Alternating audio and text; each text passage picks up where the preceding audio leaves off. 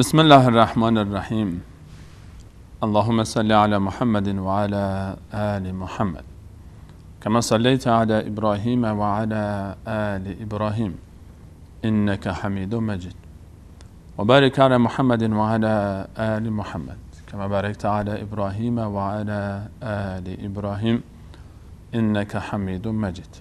سلام عرض میکنم خدمت همه شما بینندگان عزیز و گرامی، خوبان و مهربانان برنامه سفره دل. الله رو شاکریم از اینکه این فرصت ها رو یکی پس از دیگری در خدمت و در اختیار ما قرار میده تا ما در خدمت شما عزیزان و خوبان باشیم با برنامه هایی که به درخواست شما عزیزان موضوعاتش انتخاب میشه. در برنامه امروز میخوایم با شما عزیزان در یک موضوع بسیار مهم صحبت بکنیم. موضوعی که توجه به اون و اهمیت دادن به اون تأثیر بسزایی در سرنوشت جامعه ما داره.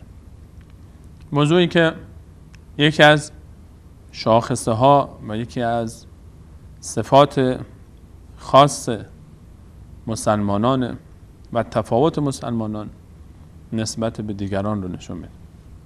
موضوعی که در اون به یکی از اقشار بزرگ جامعه میپردازه و یکی از ستونها، یکی از ارکان اساسی جامعه رو مورد بررسی قرار میده. موضوعی که قبل از اسلام در ادیان گذشته، در باورهای گذشته، در ملت‌ها و فرهنگ‌های گذشته هم اون قدری که اسلام به این موضوع اهتمام و اهمیت داد، اهمیت چندانی به اون موضوع داده نمیشه.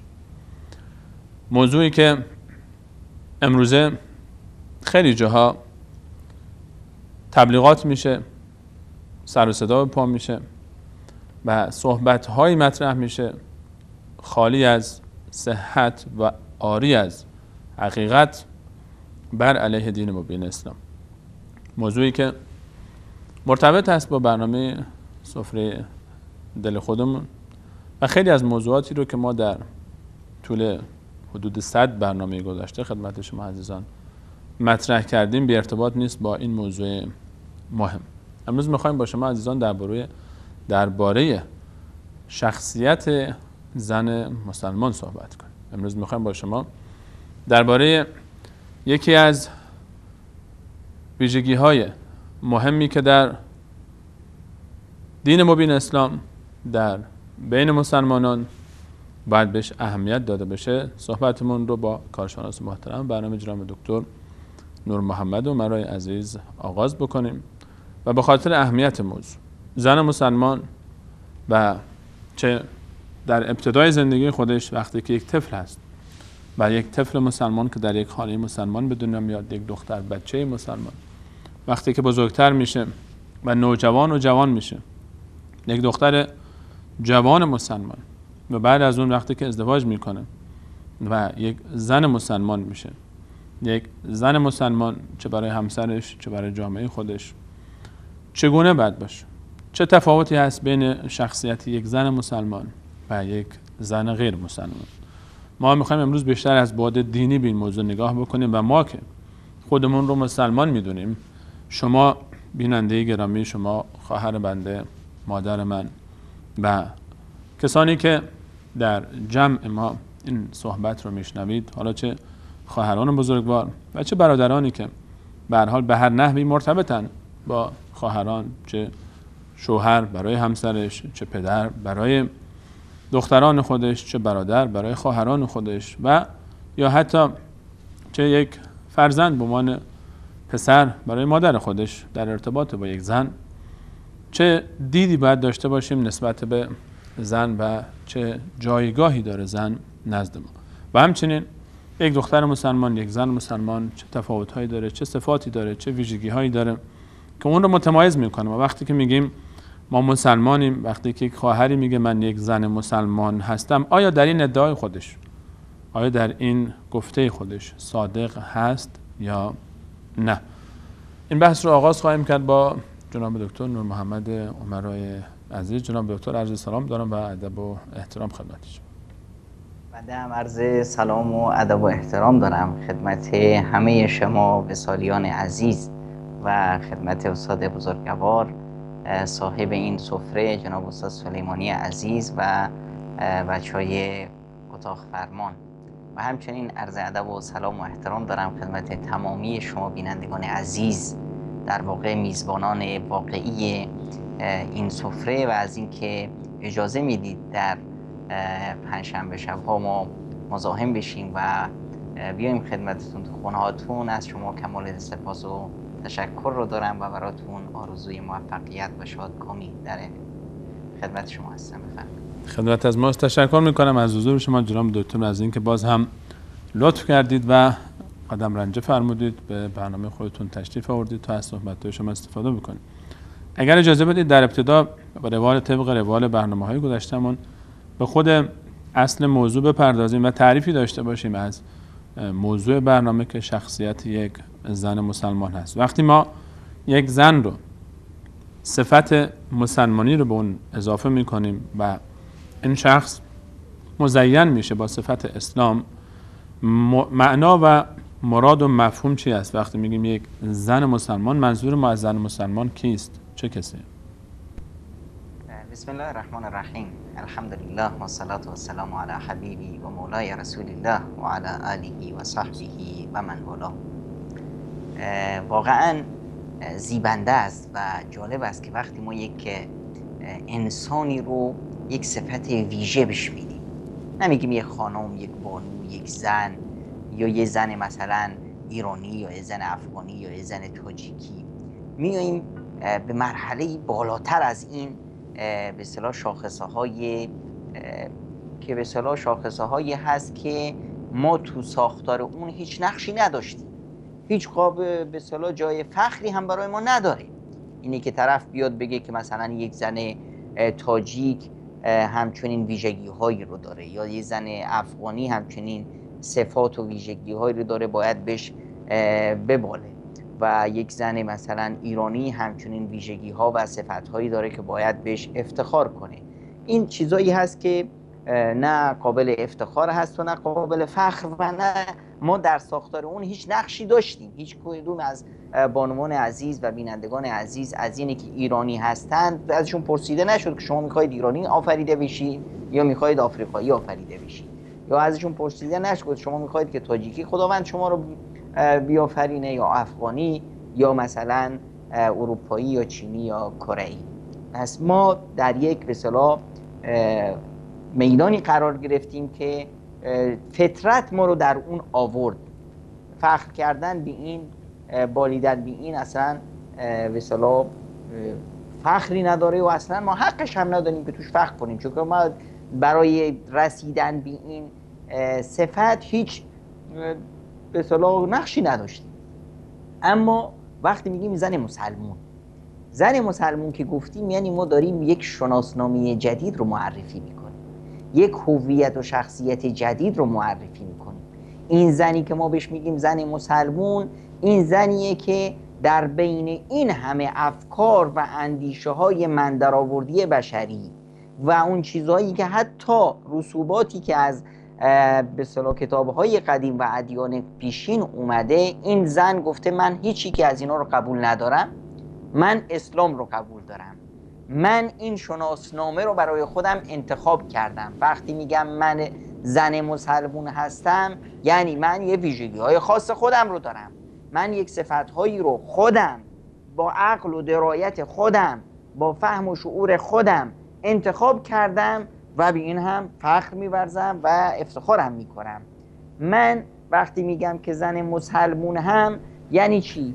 یعنی شکل و قیافم داد میزنه که من مسلمونم، نحوه پوششم داره به همه اطرافیان داد میزنه که آهای نگاه کنید منم مسلمونم. ببینید وقتی ما میریم مثلا میدان فوتبال، آقا مسابقه هست، مسابقه بین تیم استقلال و تیم نمیدونم انقلاب، خب این همه آدم ریختن تو این استادیوم، ما از کجا بدونیم کدوم یکیش ورزشکاره و کدوم یکیش اومده تماشاچی؟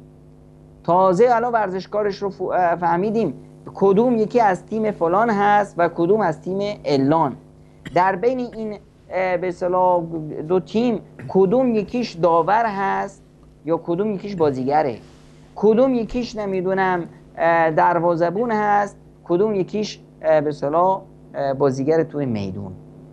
از کجا میدونیم؟ از نحوه پوششش، از نحوه حرکتش، از جایی که میره میشینه، از حرکتایی که انجام میده، خب از اون صوتی که تو دهن داور هست و از اون اشاراتی که میکنه. پس هر یکی سیمای وجودیش، چه پوششش باشه، چه حرکتهایش باشه، چه سلوک و رفتاریش باشه یا گفتاریش باشه، همه اینها مشخص میکنه که آقا من اینم، من مسلمون باید همینطور باشم، مسلمون باشم تو عقیدم، تو باورهام، تو اون چیزی که تو سرم هست، مسلمون باشم تو اخلاقم، شیوه گفتارم، شیوه رفتارم، چگونه در جامعه ظاهر میشم، مسلمون باشم در شیوه عبادتم، نحوه عبادت من، نحوه برقراری رابطه من با خدام مشخصه.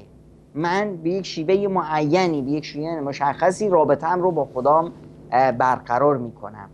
مسلمون باشم در رفتارم با دیگران، در برخوردم با دیگران، با استقبال دیگران و با به اصطلاح توجه دادن به دیگران، با حرف زدن به دیگران، با رفتارم، با سلوکم، با گفتارم با اونها، با جامعه.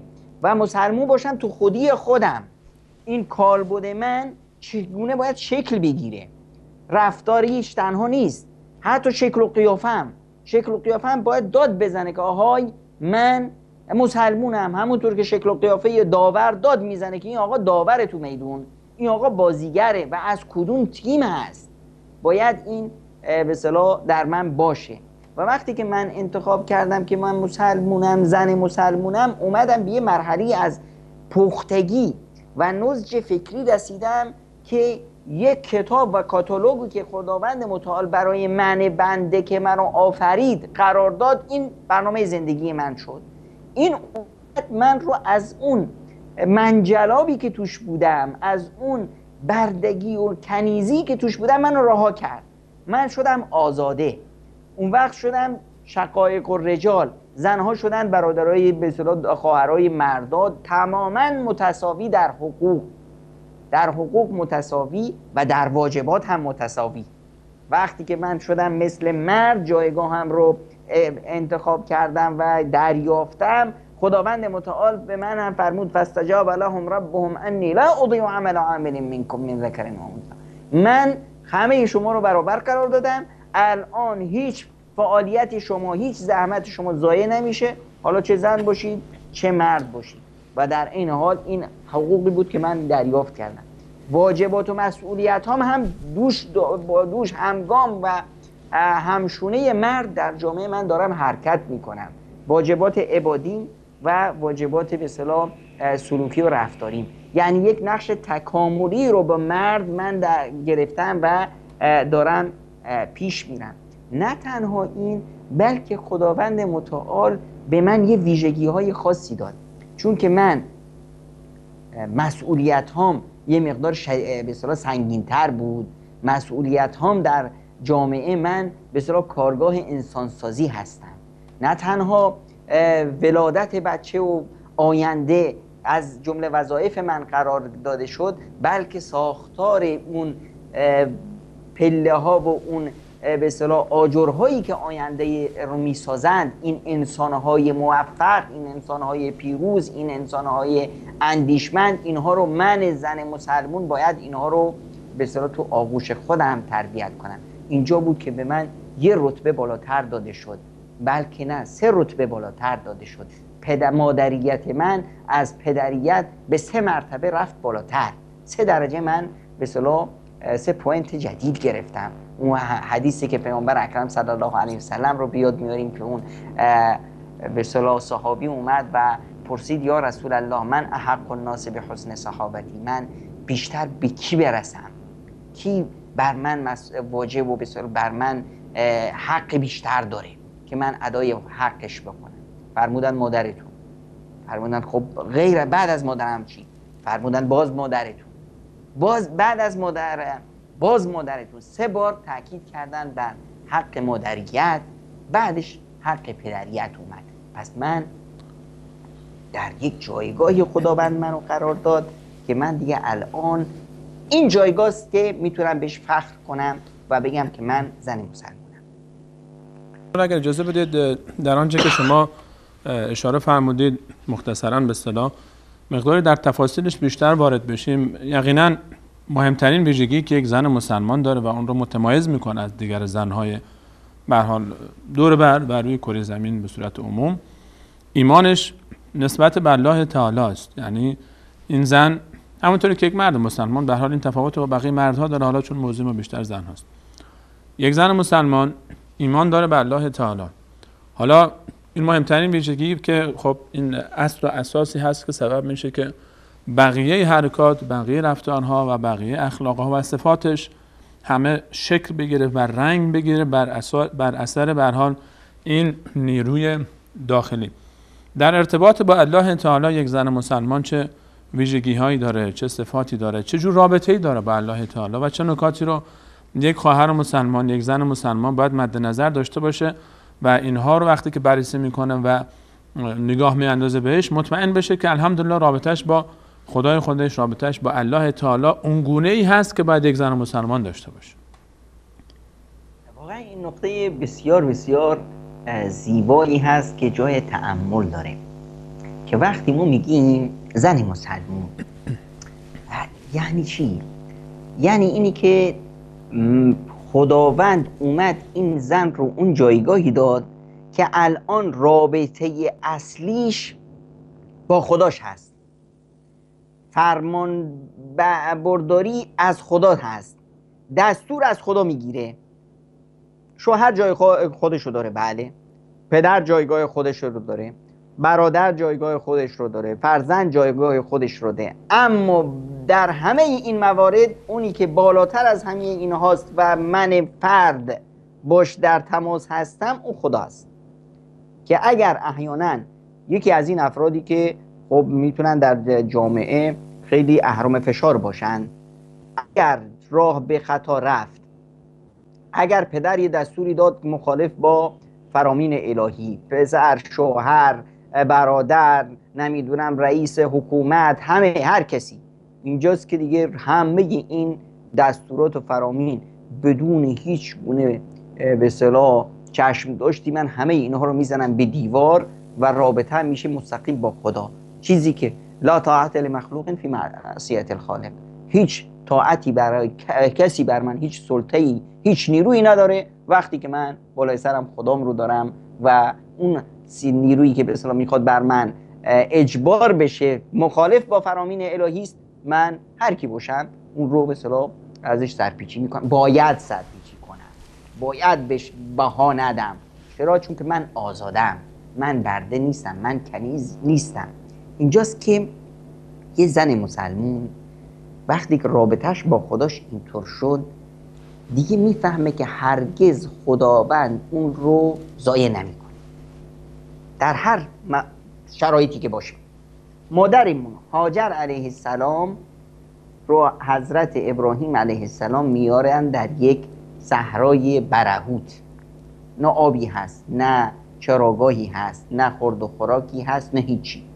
اونجا تنها میذارن. خب ببینید زن مسلمون یعنی این رابطه با کجاست؟ با خالق، با آفریدگار. میگن که یا ابراهیم جان شما منو اینجا تنها میذارید، آیا خداوند تو رو به این امر کرده؟ فرمودن بله. میگن که فلن یضیعنی الله، پس خداوند منو هرگز ضایع نمیکنه. اگه شوهر در راه خداست، مسیر درسته، پس امکان نداره من ضایع بشم. این ایمان زن مسلمان. زن مسلمون یعنی چی؟ یعنی اون کسی که احساس میکنه که خدا در کنار اون هست، خداوند اون رو ضایع نمیکنه، خداوند مواظب اون هست، خداوند اون رو به اصطلاح هواش رو داره و سرپیچی هم نمیکنه از اوامر الهی. اون دختره یادمون هست که دختر شیرفروش که مادر به اصطلاح حضرت عمر رضی الله عنه تو خیابونا شب کشیک میداد، شنیدیه که وقت سحری مادری به دخترش میگه که دختر جون بلند شو همون آبو بریز تو شیر که بریم بفروشیم صبح زود. دختره گفت مادر امکان نداره، چطور؟ مگه نشنیدی امیرالمؤمنین گفتن که هر کسی حق نداره آب تو شیر بریزه؟ این به اصطلاح تقلبه. تو این تاریکی شب، تو این وقت سحری امیرالمؤمنین کجا بود که ببینه ما چی کار داریم میکنیم؟ دختره گفت که چی؟ اگر امیرالمؤمنین نمیبینه خدای امیرالمؤمنین که میبینه. حضرت عمر این رو که شنید دید که بله، این رو میگن زن. این زن پخته است. رابطه با خدا به زن شخصیت میده، به زن هویت میده، به زن اون پختگی رو میده که میدونه تو مسیر زندگی چطور حرکت کنه. میدونه که خداوند وقتی که از کار اون راضی بود دیگه اون ضایع نخواهد شد، دیگه از بین نخواهد رفت، همیشه زیر نظر خداست. اینجاست که دیگه اگه هر چیزی واسش اتفاق بیفته به قضا و قدر الهی راضی است، هیچ اعتراضی نداره. میدونه که هم تو این کاری که شد، تو این اتفاقی که افتاد، این اتفاق رو مدیریتش رو کی کرد؟ این رو کی به وجود آورد؟ الله تعالی، که از اسماء الله تعالی که من بهش ایمان دارم الحکیم هست. پس خداوند حکیم هرگز کاری رو بدون حکمت نمیکنه. این رضایتش باعث میشه که اجرش رو از خداش دریافت کنه. پیامبر اکرم صلی الله علیه و سلم از این حالتی که برای یک مسلمون، این فضایی که برای یک مسلمون داده شده، خود پیامبر تعجب میکنند. میفرمایند عجبا لامر المسلم، عجب است امر یک مسلمون. اگر یه سختی بهش رسید صبر میکنه و براش اجر و پاداشه. اگه خوشی رسید شکر میکنه و باز برای اجر و پاداش است. پس مسلمون همیشه همچین حالتی رو داره. ببینید قصه یکی یادمون که هست، قصه خنسا شاعره بزرگ اسلام. ایشون مشهورن به چی؟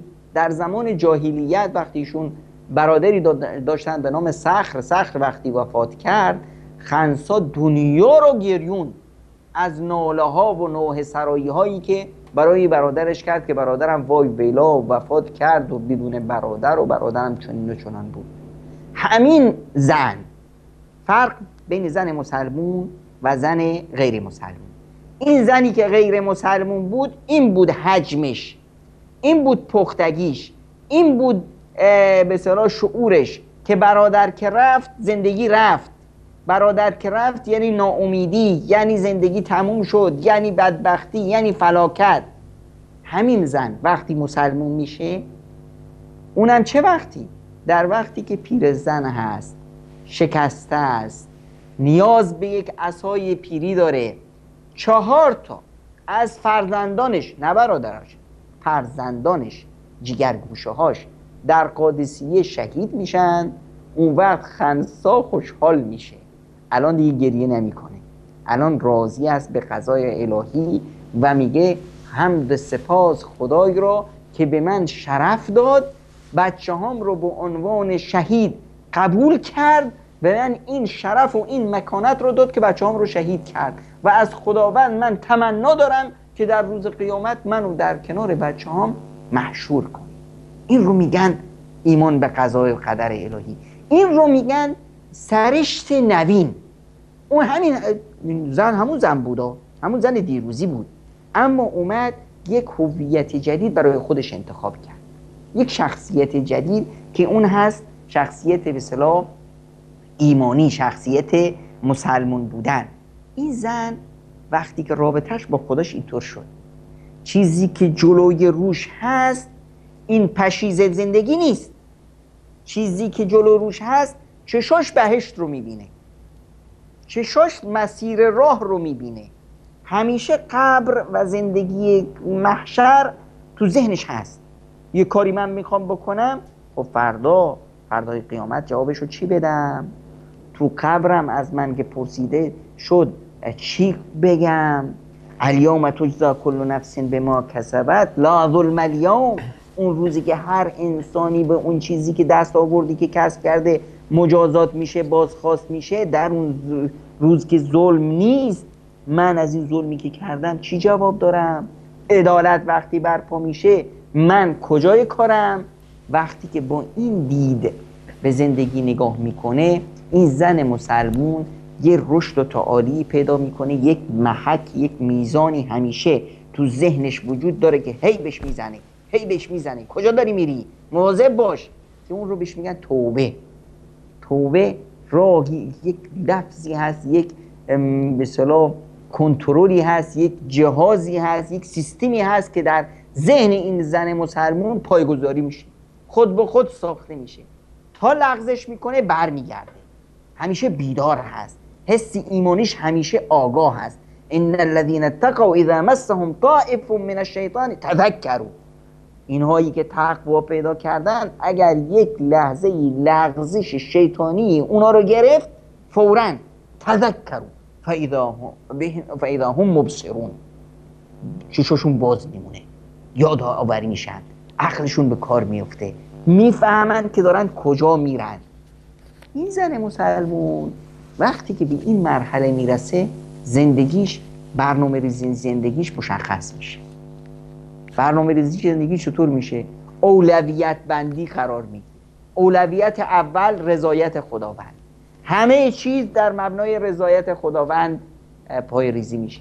وقتی که رضایت خداوند مبنا قرار گرفت، رسول اکرم صلی الله علیه و سلم در یکی از فرمایش‌هاشون میفرمایند که کسی که در پی رضایت پروردگارش بود، اگر این رضایت پروردگار باعث میشد که مردم ناراحت بشن، مردم چه خواهند گفت، مردم بد خواهند گفت، مردم به چشم بد به من نگاه خواهند کرد، این تو ذهنش نیست. تو ذهنش اینه که من رضایت خداوند رو میخوام. کفاه الله معونة الناس، خداوند اون رو از اون حرفای مردم، از مشکلاتی که مردم احتمالاً سر راش به وجود میارن، از اینا اون رو حفظ خواهد کرد، در حمایت پروردگار قرار میگیره. از اینو بهتر چی؟ از اینو بزرگتر چی؟ در مقابل اگر کسی اومد رضایت الهی رو گذاشت کنار، به خاطر جلب رضایت مردم خشم الهی رو گرفت، این شخص خداوند این رو رها میکنه به حال خودش. وکله الله الی الناس، خداوند این رو میذاره با همین مردم. مثال خیلی ساده است. مثلا یه زن مسلمونی از نحوه پوشش اسلامی در جامعه‌ای که هست، در خانواده‌ای که هست، مردم رو به تنگ میارن. اوه ماشاءالله واسه ما فرشته شد، واسه ما نمیدونم آخوند شد، واسه ما نمیدونم فلان شد، حجابش رو به رخ ما میکشه، مردم میارن بهش طعنه میزنن. این براش مهم نیست. پدر عصبانی میشه که من کی گفته که به اصطلاح تو همچین حجاب بپوشیم، مردم به من طعنه میزنن. شوهر به اصطلاح که به اصطلاح در همچین خانواده‌ای به اصطلاح تربیت نادرست شده، از اینکه همسرش حجاب به اصطلاح بپوشه ناراحته، همسایه‌ها بهش طعنه میزنن، هم کلاسی‌ها، همکارا فلان، به اصطلاح در یک سیستم تربیتی نادرست میرفت. خداوند آگاهش کرد، الان شد به اصطلاح حجاب پوشش شرعی و حجاب درست میپوشه، مردم ناراحتن. خداوند راضی است یا نه؟ اگر تو هدفت اینه که رضایت خدا رو به دست بیاری، حالا مردم میخوان ناراحت بشن، این ناراحتی مردم رو خداوند برمیگردونه. کفاه الله معونة الناس، خداوند تو رو حمایت خواهد کرد، خداوند تو رو در چشم مردم عزیز خواهد کرد، خداوند تو رو در چشم مردم بزرگ خواهد کرد، باعث احترام خواهی شد. اما این کارو نکردی، اومدی به خاطر چشم مردم، به خاطر حرف مردم، به خاطر اینکه مردم بد نگن، به خاطر اینکه نمیدونم فلانی ناراحت نشه، فلانی دلخور نشه، اومدی چه کار کردی؟ کاری رو کردی که خشم الهی رو برای خودت جذب کردی. اون وقتی که خداوند تو رو به حال خودت رها میکنه، اون وقتی که همون کسی که تو به خاطر رضایت اون اومدی به اصطلاح یک کار بد کردی، یک کاری کردی که باعث خشم الهی شد، همون برمیگرده میشه دشمن جونی، همون برمیگرده بدترین دشمن میشه، بدترین حرف و همون بهت میزنه، همون میشه به اصطلاح چیزی که به اصطلاح باعث شرمندگی تو در جامعه بشه. اینه که انسان باید بیدار باشه، عقلش همیشه اون رو نگه داره که چی؟ من هدفم عبادت الهی است، منو خداوند متعال خلق کرد برای چند روزی تو این مزرعه دنیا، تو این مزرعه دنیا من بهترین بهره رو بگیرم، بهترین تلاش رو بکنم که بیام خدام رو از خودم راضی کنم و یک چیزی رو بزرگ تو ششم بنویسم که انما الاعمال بالنیات، هر کاری که من انجام میدم مبنا و مدار اجر و پاداشش نیت من هست. اگر نیت من درست، اگر نیت من رسیدن به خداوند، شیوه اجرایی من شیوه است مطابق سنت رسول اکرم صلی الله علیه و سلم و فرامین الهی، پس من موفقم، به اصطلاح به هدف میرسم. این شخصی که اینطور برآورده میشه میاد پیش چی؟ میاد پیش همون کتاب و اساسنامه‌ای که خداوند براش فرستاده که قرآن کریم باشه. کثرت تلاوت قرآن کریم یکی از صفتهای ویژه و شاخصهای یک فرد مسلمون و زن مسلمون هست. در هنگامی که قرآن رو میخونه زنان موفق رو در قرآن میبینه، در قرآن مسئولیت خودش رو میبینه، مسئولیت هدایت جامعه، مسئولیت به اصطلاح امر به معروف و نهی از منکر، میبینه که این مال زن و مرد هست. من زن مسلمون به همون اندازه‌ای که مرد در مدیریت جامعه و ساختار و اصلاح جامعه مسئولیت داره، من هم مسئولم. اینجاست که دیگه شخصیتش پخته میشه، میدونه که چطور با خداش رابطه کنه، شیوه نمازش، شیوه عبادتش، شیوه زکات دادنش، شیوه حج رفتنش، شیوه مثلا روزه گرفتنش. اون وقت دیگه روزه بلای جان نمیشه. وقتی که مثلا رمضان میاد با شوق روزه میگیره. روزه هایی که مثلا بنا به دلایل مثلا عادت ماهیانه یا شیر دادن بچه و اینا روزشو میخوره، بعدن دیگه با شوق و عشق و علاقه روزشو میگیره.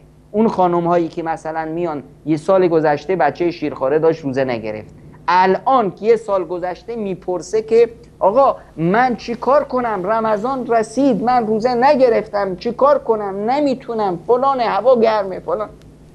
این زن یه طول سال کجا بود؟ هفته یه روز روزه گرفتن چی به اصطلاح از وزنش کم میکرد؟ ماهی یه روز، دو روز، سه روز روزه گرفتن چی مشکلی براش ایجاد میکرد؟ ماهی 3 روز میگرفت، 10 ماه 30 روز تموم شد.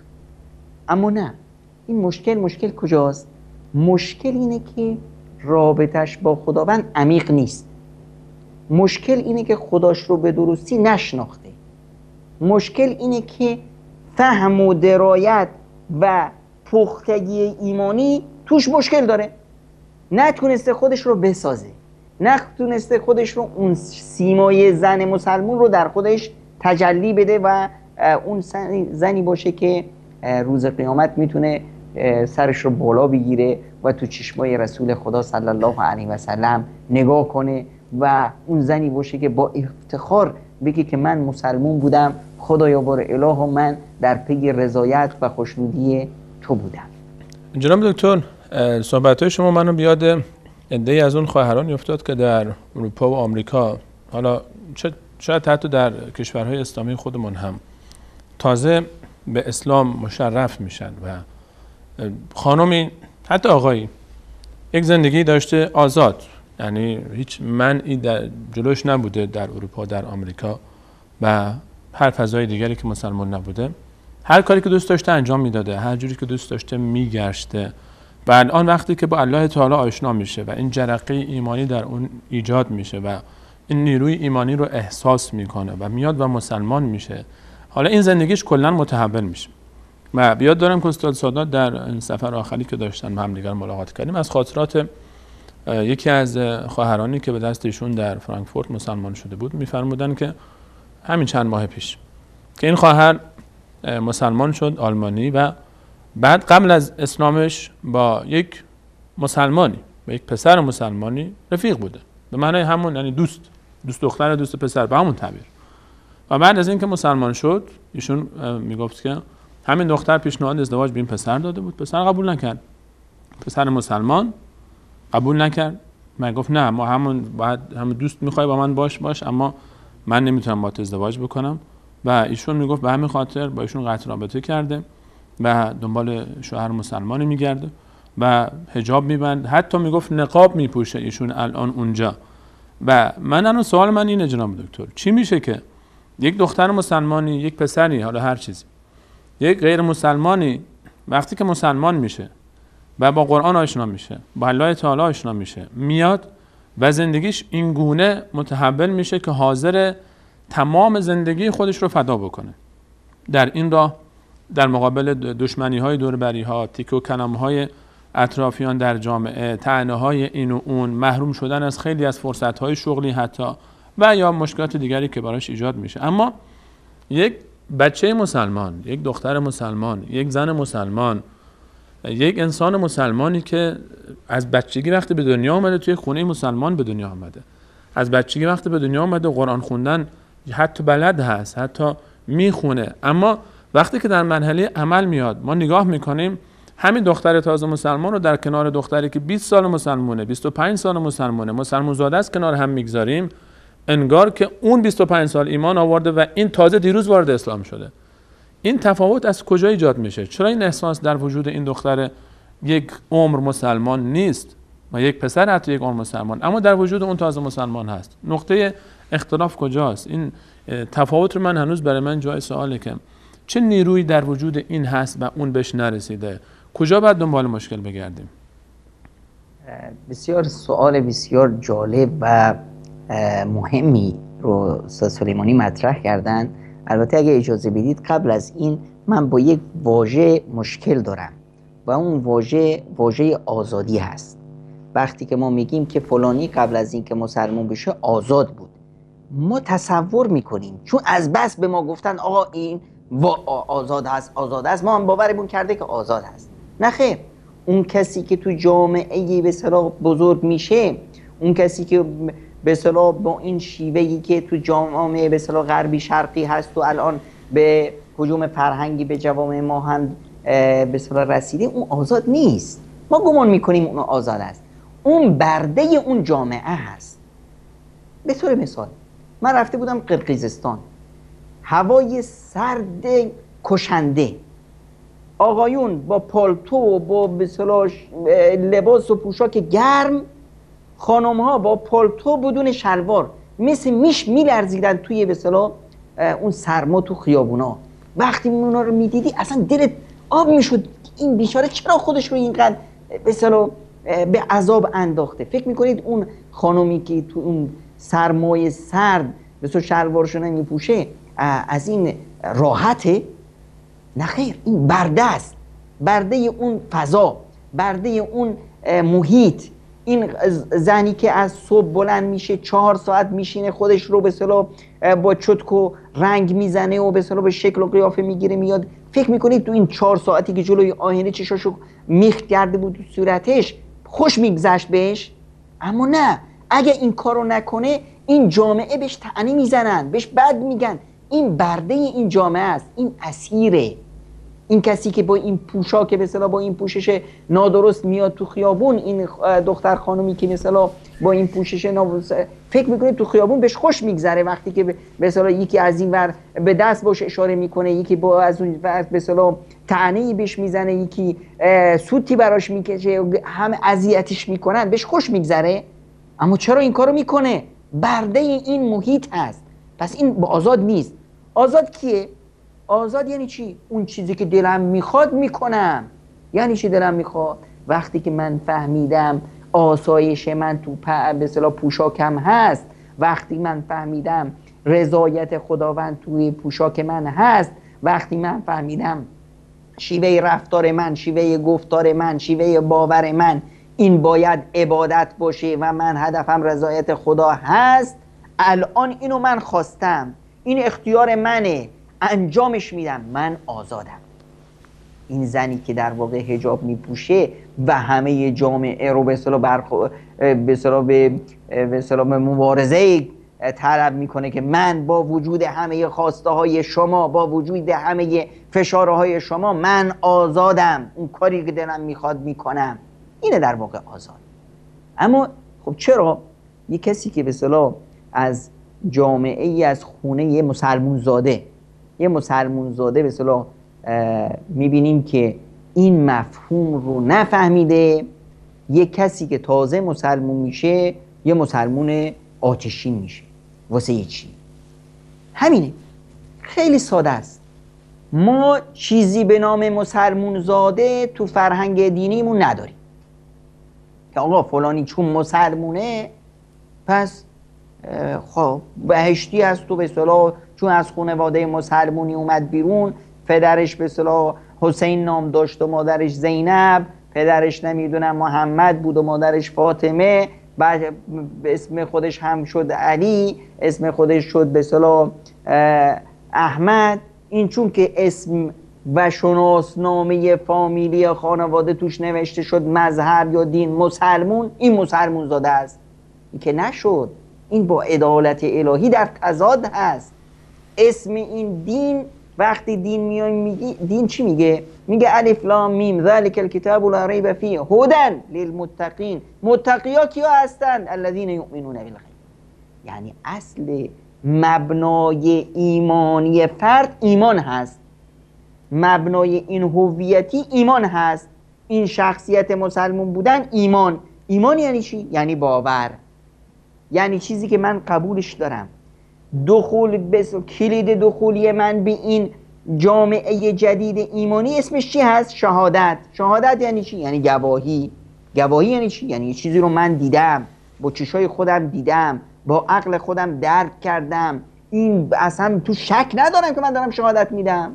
من میگم اشهد ان لا اله الا الله و اشهد ان محمد رسول الله. من گواهی میدم آقا، یعنی من فهمیدم، من درک کردم، من تو این مسئله اصلا شکی ندارم، شبهه‌ای ندارم، هیچ. برای من مثل روز روشن شده که خدا یکتاست و من بنده اونم و محمد مصطفی صلی الله علیه و سلم پیک اونه. برای من کتابی آورده به اسم قرآن. وقتی این رو من قبول میکنم، این رو به جان و دل میپذیرم، امکان نداره که من از این راه کج برم. چرا؟ چون اینو من قبول کردم. اما وقتی این به من تزریق شده، پدر مسلمون، خانواده اسلامی، جامعه اسلامی، منم اومدم همینجوری رسم و رسوماتی رو انجام میدم، این دیگه نشد اسلام، شد رسم و رسومات به اصطلاح اون جامعه. این شد که من خودم رو تو این، من در این مسیر آزاد نیستم. واقعا هم آزاد نیستم. چرا؟ چون من دارم با یک قطاری در حرکت هست، منم در حرکتم، خودم نمیدونم کجا میرم، چرا سوار این قطار شدم، منو سوار کردند آقا. من با این اینجاست که باید هر فرد مسلمون دینش رو یاد بگیره. هر فرد مسلمون بدونه یعنی ایمان یعنی چی. هر فرد مسلمون بدونه ایمان به خدا و رسولش یعنی چی. تا وقتی که این رو ندونسته مسلمون نیست، اسلامش اصلا ارزش نداره. مگه نه خود رسول اکرم صلی الله علیه و سلم وقتی که حرف از نماز مثلا میزنن میفرمایند الفرق بیننا و بینهم ترک الصلاة. فرق بین ما یعنی جامعه ایمانی، یعنی شخصیت اسلامی و غیر این شخصیت، کسانی که با ما نیستند، از گروه ما نیستند، از تیم ما نیستند، از مجموعه ما نیستند، از گروه ما نیستند، اونا که نماز مثلا یه فرق هست. کسی که نماز نمیخونه از ما نیست. همینطور واضح و روشن. حالا میخواد این اسمش محمود باشه، اسمش محمد باشه، اسمش فاطمه باشه، زینب باشه، میخواد هر کی باشه. میخواد که اسم از تو خانواده مسلمونی به اومده باشه. اصلا ببینید واقعا با عدل الهی در تضاد نیست که یه یارویی تو مثلا توکیو به دنیا بیاد، اسمش باشه مثلا کرولا، اسم باباش بشه تویوتا، اسم مامانش باشه سوزوکی، این طرف بره جهنم چون که آقا اسمش اسم مسلمونی نیست. و یه کسی تو به اصطلاح جامعه اسلامی به دنیا اومده چون اسمش محمده، اسم باباش فاطمه، اسم مامانش فاطمه است، اسم باباش علیه، این بره آقا بهشت. این که نشد عدل. عدالت با اون چیزی که کسب کردی. شو روز قیامت چی میخوای از خدا طلب کنی؟ با چه وجه و با چه روی میخوای از خدا چیزی رو درخواست میکنی که انجامش ندادی؟ تو این خانواده شما به دنیا اومدی شدی بهشتی، اون بیچاره تو اون خانواده به دنیا اومده، نه اون جای خودش رو انتخاب کرد، نه پدرش رو، نه مادرش رو، نه کشورش رو.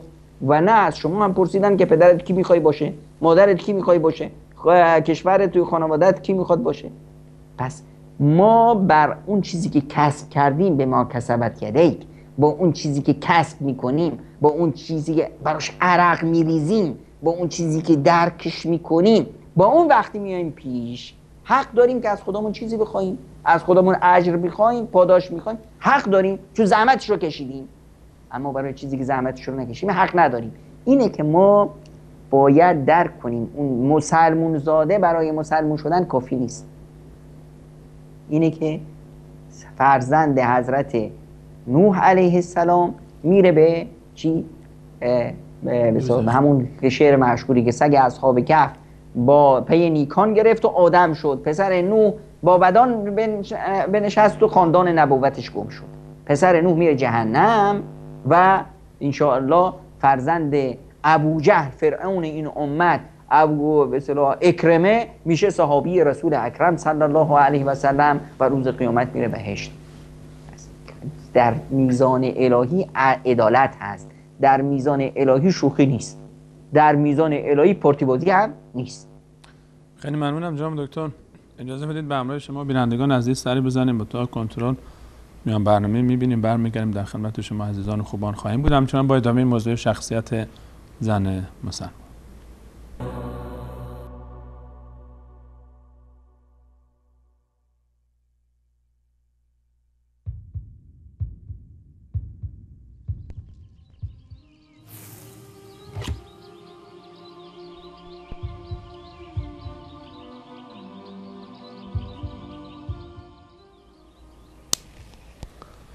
بله سلام مجدد خدمت همه شما خوبان و عزیزان، همچنان با شما هستیم با موضوع شخصیت زن مسلمان. یک خانم مسلمان در یک جمعی از زنها در یک فضایی اگر نشسته باشه و من و شما به اون جمع وارد بشیم و به ما گفته بشه که از بین این جمع کدوم زن مسلمانه و کدوم زن غیر مسلمانه، در وهله اول چیزی که جلب توجه میکنه و ما بیشتر برای تشخیص یک زن مسلمان از غیر مسلمان استفاده میکنیم بدون اینکه به ما معرفی بکنن. فکر کنید در یک فضایی کلا در یک جمعی اروپا آمریکا نشستن یک جمعی و میگن کدومی که از اینا مسلمانه، معرفی هم نکردن. ما با ظاهرش وقتی که در ظاهر نگاه میکنیم یک ویژگی های مد نظر ما هست که این ویژگی ها رو ما در نگاه اول ملاک قرار میدیم که ببینیم کدوم یکی از اینها مسلمانه. در نگاه اول سیمای یک زن مسلمان اون وسیله اولیه هست که ما برای تشخیص اسلامش یا عدم اسلامش از اون استفاده میکنیم. یکی از ویژگی هایی که زن مسلمان رو از دیگر زنهای دنیا متمایز میکنه سیمای یک زن مسلمان هست. سیمای یک زن مسلمان چگونه باید باشه؟ جناب دکتر عرض سلام مجدد، اگر درباره یک سیمای یک زن مسلمان برای ما بینندگان عزیز صحبت بکنید، بعد از اینکه درباره ارتباط یک زن مسلمان با الله تعالی صحبت کردیم و گفتیم که اصل و اساس تفاوت زن مسلمان و غیر مسلمان اون نیروی درونی عمیق و عظیمی هست که یک زن مسلمان داره و اون نیروی ایمان به الله تعالی و ارتباط با الله تعالی است که شکل دنده تمام ما بعد اون خواهد بود. درباره سیمای زن مسلمان یا به تعبیر دیگه رابطه بعد از رابطه با الله تعالی در رابطه با خودش یک زن مسلمان چگونه باید باشه؟ واقعا مثالی که جناب استاد سلیمانی ذکر فرمودید بسیار مثال جالب و زیبایی هست که مثلا اگر در بین یک گروه 20 نفر خانم هستند از 20 ایده و عقیده و باور و در بین اینا یک خانم مسلمونی هست، من اومدم اینجا به من گفتند از بین این 20 نفر مسلمونش کدوم هست. باید زن مسلمون شناخته شده بشه. اون زنی که از پژمرده است، افتاده است، نمیدونم تو خود، اون زن مسلمون نیست. مشکل روحی روانی داره، زن مسلمون نیست. اون زنی که جاهل است، نفهمه، نه درک و شعور درستی نداره، اونم مشکل عقلی داره، زن مسلمون نیست. اون زنی که به شکل و قیافش نرسیده، زشته، همچنین به اصطلاح پژمرده است و همچنین ژولیده است، اونم زن مسلمون نیست. چرا؟ چون که اسلام دین توازن هست. عقل رو داریم، جسم رو داریم و روح رو داریم. این سه تا باید هر سه تاش فرض باشن، هر سه تاش چست و چابک باشن، هر سه تاش زنده باشن در یه فرد. اون وقته که این واقعا مسلمونیه. ببینید پیامبر خدا صلی الله علیه و سلم با یاران میان از سفر. خب اون وقتا که نه تلفنی بود نه چطور اطلاع بدن. خب اومدن سفر، رفته بودن سفر، غزوه‌ای، به اصطلاح حجی، عمره‌ای، بازگشتن، میخوان بیان وارد شهر بشن. آقا کسی حق نداره وارد شهر بشه. قبل از شهر اتراق میکنیم. چرا اتراق میکنیم؟ پیامبر خدا صلی الله علیه و سلم میفرمایند که شما وارد یه محوطه جدید میشید. اینجا دوستای شما هستن، برادرای شما هستن، خانواده های شما هستن. باید به شکل و قیافه خودتون برسید. انکم قادمون علی اخوانکم. و یک مقداری به شکل و قیافتون برسید، لباساتون رو درست کنید. حتی تکونوا شامة فی الناس، تا در میان مردم مثل یک دستگل باشید. مسلمون باید در میان غیر مسلمون ها مثل یک دستگل باشه. وقتی مثل یک دستگل باشه، همین که وارد یک محوطه‌ای شدید 30 تا زن بودن، یکیشون مسلمونه، دستگل رو باید بدونی که این زن مسلمونه، از شکل و قیافش، از رنگ و روش، از فإن الله جمیل فإن الله لا يحب الفحش ولا التفحش. خداوند از بد و بیرا گفتن و فحش و تفحش و اینا خوشش نمیاد، دوست نداره اینا رو. فحش و بد و بیرا گفتن اینی که به طعنه زدن به مردم. به کی طعنه میزنن؟ اونی که مشکل داره، اونی که شکل و قیافش، این زنی که تو راه میره با اون لباس فضی و بسیار زشتش، همه بهش طعنه میزنند. آهای با سنش نگاه کن، آهای نمیدونم گوشاشو، آهای چی و اینا دیگه مشکل داره. این فحش و تفحش آورد واسه خودش. این نمیتونه زن مسلمون باشه. زن مسلمون بعضی با البته این خود ما مسلمون نماها هم در خیلی موارد مشکل داریم. ما وقتی طرف به اصطلاح پایبند به دین نبود، اسیر جامعه بود، برده و کنیز جامعه و رسم و رسومات بود، خودشو به خاطر این بردگی اونجا خودشو ژیگل میکرد، 2 ساعت مینشست خودشو زیبا میکرد، میرفت ورزش میکرد، شکل و قیافش اندام میذاشت که چی؟ که به اصطلاح جامعه بهش بها بدن. اما وقتی مسلمون شد فکر میکنه مسلمون شدن اسم یه بیماری هست. تو میاد همچی میبینیم جوون مسلمونمون، دختر مسلمونمون همچین پژمرده، همچین خودشو مثل موش مردگی زده که چی؟ من میخوام تواضع نشون بدم. بی خود کردی تواضع نشون میدی. تواضع تو قلبه، تواضع تو قلبه، تو شکل و قیافت که نیست که بیای دلا بشی که من متواضعم. دروغ میگی. اسلام یعنی مردونگی، اسلام یعنی شجاعت، اسلام یعنی زیبایی، اسلام یعنی اندام زیبا.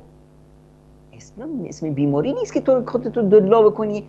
جوونی اومده بود همچین دلا داشت نماز میخون، حضرت عمر اومد دید جوون ماشاءالله مثل نره شیر اومده به سر به این شکل و قیافه خودش رو انداخته، همون چیزی دستش بود زد تو سر جوون. قاتلک الله، قتلت عملت و مت علینا دیننا. خدا تو رو بکشه. این چه وضع و شکل و حالیه؟ میخوای دین ما رو واسه ما رو بکشی؟ یعنی اسلام یعنی این؟ اسلامی نیست. اسلام مردگی نیست، اسلام بیماری نیست، اسلام زندگی است. اسلام شفاست. یک وقتی که زن مسلمون باید از جسمش هم باید داد بزنه که این مسلمونه، از زیباییش، از نشاست و چابوکیش، از اعتدالش در وقتی غذا میخوره، از نحوه غذا خوردنش، اعتدالش در غذا خوردن، از همه بیماری‌ها از شکمه. زن مسلمون مواظب این است. نمیدونم نحوه نوشیدنی‌هاش، آقا نوشیدنی‌هایی که باعث بیماری میشه نمیخورم. چرا؟ چون من وظیفه دارم از این جسمم حمایت کنم، ورزش میکنم، نمیدونم به خودم رسیدگی میکنم، نمیدونم زنایی که همیشه مشکل دارند و هی قرص میخورند و هی نمیدونم قهوه بخور، چای تلخ بخور، فلان بخور که چی اعصابم راحت بشه، نمیتونم بخوابم، نمیتونم بیدار بشم. مشکل داره. این مشکل در واقع مشکلش با جسمش نیست، مشکلش با کلشه، مشکلش با ایمانشه. مسلمون بودن مترادف با خوشبخت بودن. فمن اعرض عن ذکری فإن له معیشة ضنکا. کسی که از یاد و راه و رسم قرآنی غافل شد زندگیش باید تباه بشه. یه قانون ثابتی هست که برو برگرد هم نداره. فمن اتبع هدایا فمن اتبع هدایا فلا یضل ولا یشقی. کسی که فرمان بردار راه و رسم قرآنی بود امکان نداره لا یضل ولا یشقی، امکان نداره که نیکوبخت باشه، امکان نداره که بدبخت باشه، امکان نداره که ناامید باشه، امکان نداره که استرس داشته باشه، امکان نداره که این مشکلات براش پیش بیاد. اگه این مشکلات پیش اومد باید بدونه که سنگی تو کفشش هست، ایمانش مشکل داره، مسلمون بودنش مشکل داره. زن مسلمون از بوی دهنش میفهمی که این زن مسلمونه، از نظافتش، از لباسش، از زیبایی لباسش، از نظافتش، از تمیزیش، از باید مثل شامتون بین الناس باشه، مثل دستگل باشه بین مردم. هر جا که مردم دیدن بفهمن که این زن مسلمونه، از زیباییش، از تمیزیش، از چست و چابوکیش، از اندام درستش، از صحت و سلامتیش. چرا؟ چون که به جسمش میرسه، چون که میدونه ان الله جمیل یحب الجمال. خداوند زیباست، از زیبایی خوشش میاد، زیبایی رو دوست داره. میدونه که ان الله یحب ان یرى اثر نعمته علی عبده. خداوند دوست داره که اثر نعمتش رو بر بندش ببینه. اگر خداوند به تو نعمت صحت رو داده، خداوند میخواد اثر این نعمت صحت تو شکل و قیافت هویدا باشه. اگه خداوند به تو نعمت اسلام رو داده، میخواد که این نعمت اسلام داد بکشه تو شکل و قیافت. اگه خداوند به تو مال و ثروت داده، خداوند خوش داره، میخواد که این نعمت مال و ثروت تو شکل تو نمایان باشه. همه دنیا بدونن که خداوند به تو مال و ثروت داده، همه دنیا بدونن که تو مسلمونی، خداوند به تو نعمت اسلام رو داده، به تو نعمت صحت رو داده. اینی که چست و چابک باشی، صحیح باشی، ورزشکار باشی، آدم درست باشی، خودت رو به موشمردگی بزنی که این تواضع و فروتنیه، اشتباه فهمیدی. این راه رسم دین نیست و خداوند زیبایی رو دوست داره. البته این به این معنا نیست که ما بگیم زیبایی یعنی چی؟ یعنی بی‌بندوباری. جناب دکتر، حالا تو این موضوع من می‌خواستم جلوتر این بحث اطرح کنم، گفتم که صحبت شما به جای برسه. شما کبریت زدید به انبار بارود. الان تو همین زمان، تو همین مسائلی که شما مطرح کردید، زن مسلمان باید زیبا باشه، زن مسلمان باید به خودش برسه، بعد معطر باشه، بعد مزین باشه، بعد این باشه، بعد آن باشه. بله. خب حالا تو این مسئله‌ای که مطرح میشه، همین موضوع، مشکل دختر خانمی که میخواد زیبا باشه، میخواد خوش تیپ باشه، همین چیزایی که شما فرمودید دیگه، میخواد مثلا معطر باشه، ادکنون مصرف میکنه آنچنانی، لباسهای آنچنانی و مدل موی آنچنانی و مدل لباس آنچنانی و امشب عروسی فلانجا تالاره و بهار رقابت دیگه، کدوم مسلمون خوشگلتر، مرد از اون طرف و خانم‌ها علل خصوص. باز انشالله که خواهران ناراحت نمیشن از دست این صحبت‌های بندی، حقیقت موجوده دیگه. خواهرام که تو مراسم عروسی برای عروسی که نمیرن، برای اینکه زیبایی خودشون رو به رخ این و اون بکشن و طلاهاشون و لباساشون و بعد ببینن که لباس کدوم بیشتر پاره است. این موضوعاتی که هست. به هر حال الان مشکل چیه؟ یک دختر مسلمان، یک خانم مسلمانی بخواد زیبا هم باشه و از یک طرف دیگه اون چیزایی که شما میخواید، این چیزایی که شما فرمودید رو بخواد بیشتر ادا بکنه و اجرا بکنه. مشکل کجاست؟ چرا منع میکنید؟ بله، ببینید هر چیز رو تو جای خودش گذاشتن این کمال عقل هست. من از خونه که میرسم به خونه، اگه خب جورابمو باید از پام بکشم، خب جوراب مال بیرون از خونه بود، میخوام تو خونه بکشم باید بکشم از پام، کفشم رو باید در بیارم. کفش یه زیبایی داره اما زیباییش بیرون از خونه بود، توی خونه کفش رو زشت.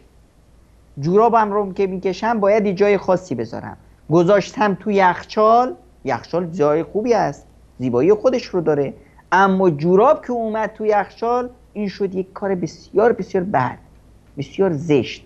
هر چیزی جای خودش زیبنده است. لباس خواب توی اتاق خواب بسیار زیبنده است، جاش اینجاست. اما وقتی من میرم سر کار با لباس خواب برم سر کار، مردم میگن چی شد؟ دیوونه شده؟ وقتی که من بسیار لباس کار رو میپوشم میرم اداره، خب خیلی تیپ داره واسه من. اما همین لباس رو میرم به اصطلاح باش میخوابم، بچه میاد میبینه میگه بابا چی شده که با لباس کارش اومده خوابیدی؟ یعنی یک چیزی مشکل داره اینجا، یه موردی اومده، بابا مریضه نتونسته لباسش رو عوض کنه، بابا مشکل روانی پیدا کرده جورابو گذاشته توی یخچال. پس مشکل اینجاست که ما نه بعضی وقتا نمیدونیم. میدونیم که به اصطلاح میگن که میدونن که چی یخ میخورند اما نمیدونه که چه وقت میخورند. خب این مشکل اینجاست. بله باید یک زن به موش برسه.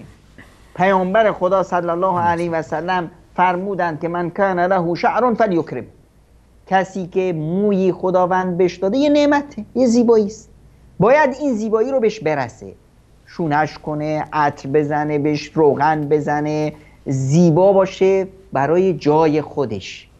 اون زنی که موهاش رو همچنین خورد میکنه، میبنده، نمیدونم عرق به اصطلاح جمع میشه، نمیدونم توش 1001 عنکبوت و سوسمار و اینا به اصطلاح خونه میندازند و لونه میندازند، این تو خونش این وضع و حالشه، این مشکل داره. این زن روانی است.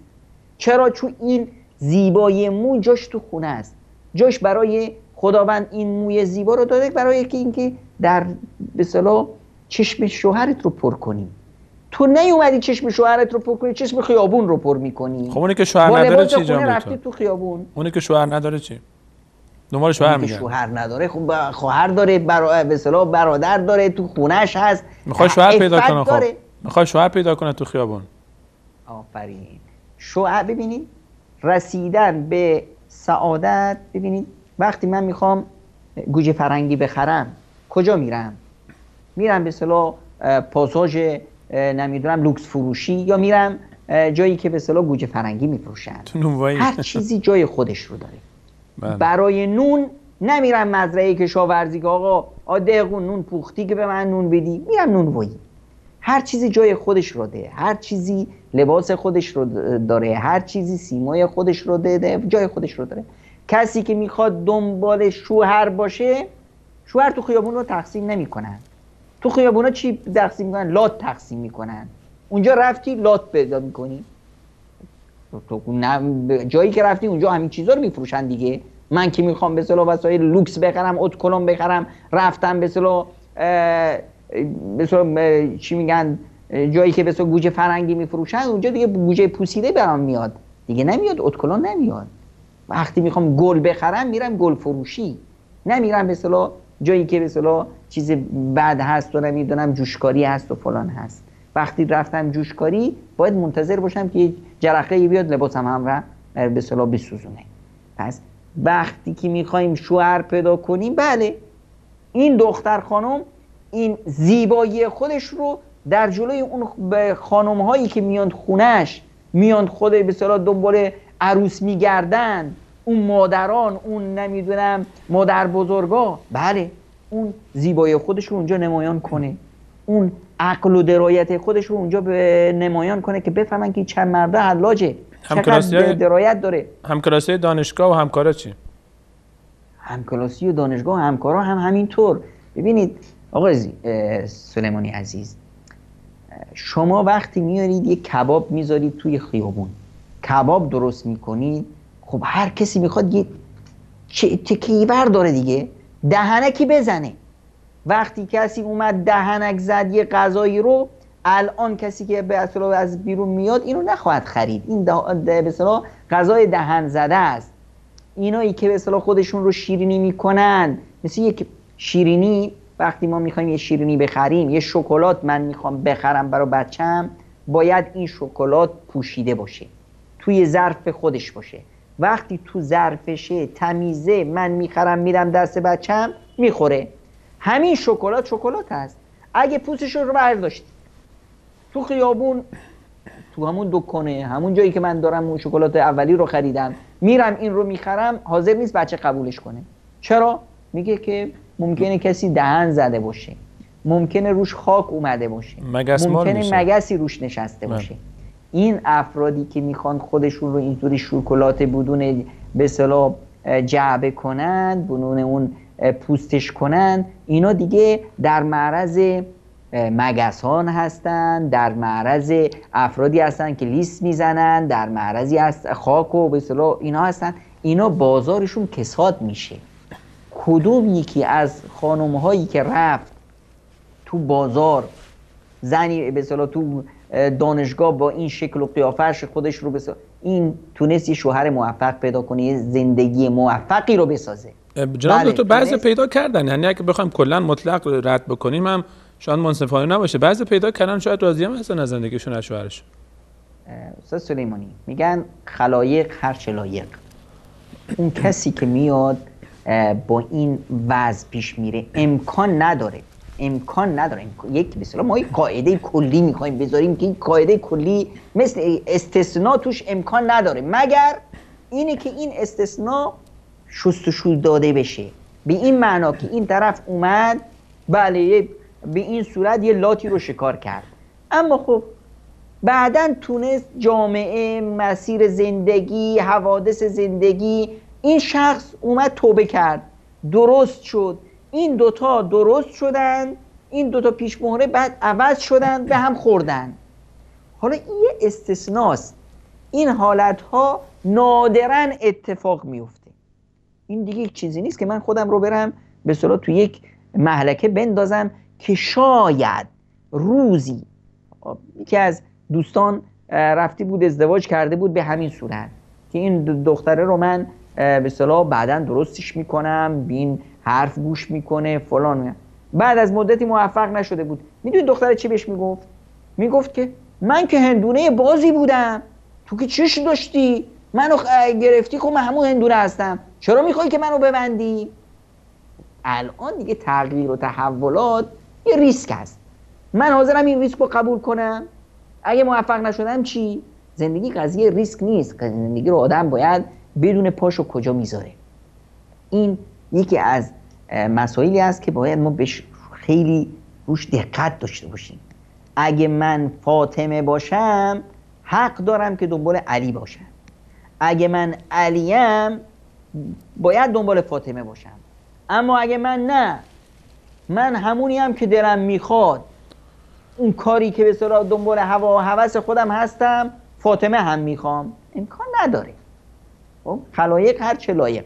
پس بیاییم ما خودمون رو بشناسیم، خودمون رو اصلاح کنیم، راه رسیدن به هدف رو هم پیدا کنیم. اگه من انسان درستی باشم تو همین محیط کاری که هستم، اون به اصطلاح دختر خانمی که خب تو دانشگاه میخواد یه شوهر با فرهنگ و یک شوهر در خود رشته خودش یا در سطح سواد خودش پیدا کنی، این حقشه.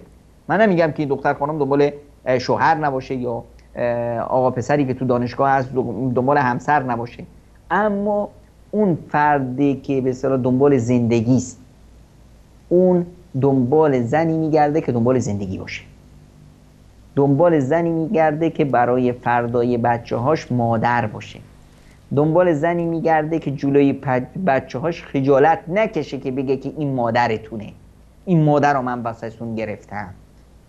و همچنین اون دختر خانومی که دنبال زندگی است، دنبال شوهری میگرده که مناسب به اصطلاح لیاقت شوهر بودن اون رو داشته باشه. هر کسی نه به اصطلاح هر کسی به اصطلاح شوهر نمیشه، هر کسی واسه من نباید زن بشه. باید یک حد و یه مرزی واسه خودمون داشته باشیم، هدفمون داشته باشیم. اینی که من بیام یک کسی رو به اصطلاح شکار کنم، بعد هر چی شد، خب همینه که میبینی هر چی شد. هفته دوم، روز دوم ما درصد آمار طلاقی که داریم وحشتناک هست و جالب همین است که همه بیشترین درصد آمار طلاق در همون روزهای ابتدای ازدواج هست. یعنی تا به اصطلاح آب از آسیاب افتاد، تا این به اصطلاح اون حالت وجد به سر رسید، دیگه میبینن که بله اشتباه اشتباه اومدیم، باید از هم جدا بشیم. خب الان دیگه وقتیه که جدا شدن یعنی چی؟ جدا شدن ضربه میزنه هم برای مرد هم برای زن و برای دختر بیشتر. اون دختری که دیگه دختر به اصطلاح اسمش شد به اصطلاح مطلقه، یک مارک زدن، انگار که روش یک مارک سرخ زدن، باطل شد. الان دیگه کسی دنبالش نمیگرده، الان کسی بهش نگاه هم نمیکنه. کسی که نگاه میکنه اون کسی است که دیگه زوار در رفته است، کسی که میخواد مثلا خب کارمنده، زندگی دارم، من زن و بچه دارم، خب یه موتورم میخوام که این زندگی منو تو کمکم کنه. خب حالا این کارمند هست، حقوق داره، خب حقوقش رو بگیرم، خودش رو هم بگیرم به خاطر حقوقش، به خاطر نمیدونم شهوترانی، به خاطر چی. اینان که به اصطلاح دنبال همچنین به اصطلاح سوژه هایی میگردن.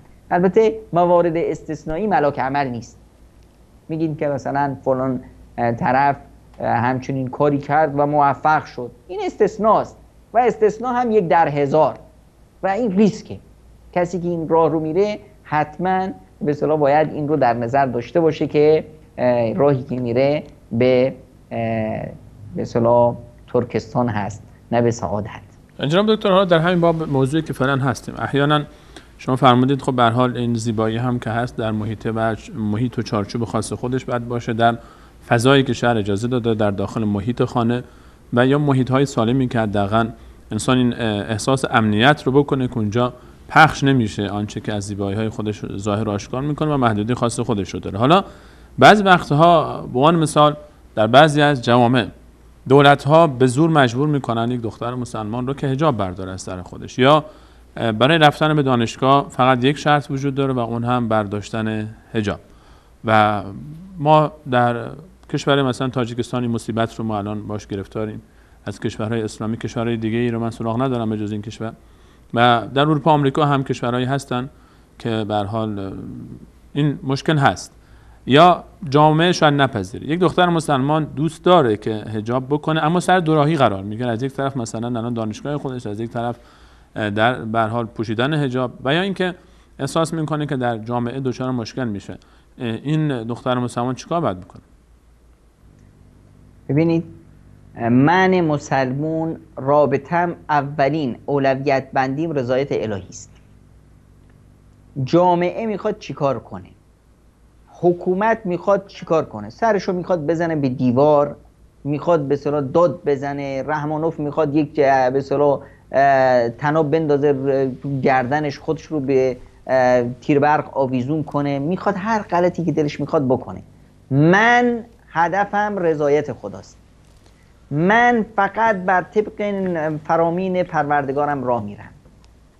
الان دیگه این وقتی نیست که به اصطلاح من برم و نمیذاره برم دانشگاه، نذاره خونم رو دانشگاه میکنم، نذاره که نمیدونم برم مدرسه، نذاره مدرسم رو مدرسه میکنم.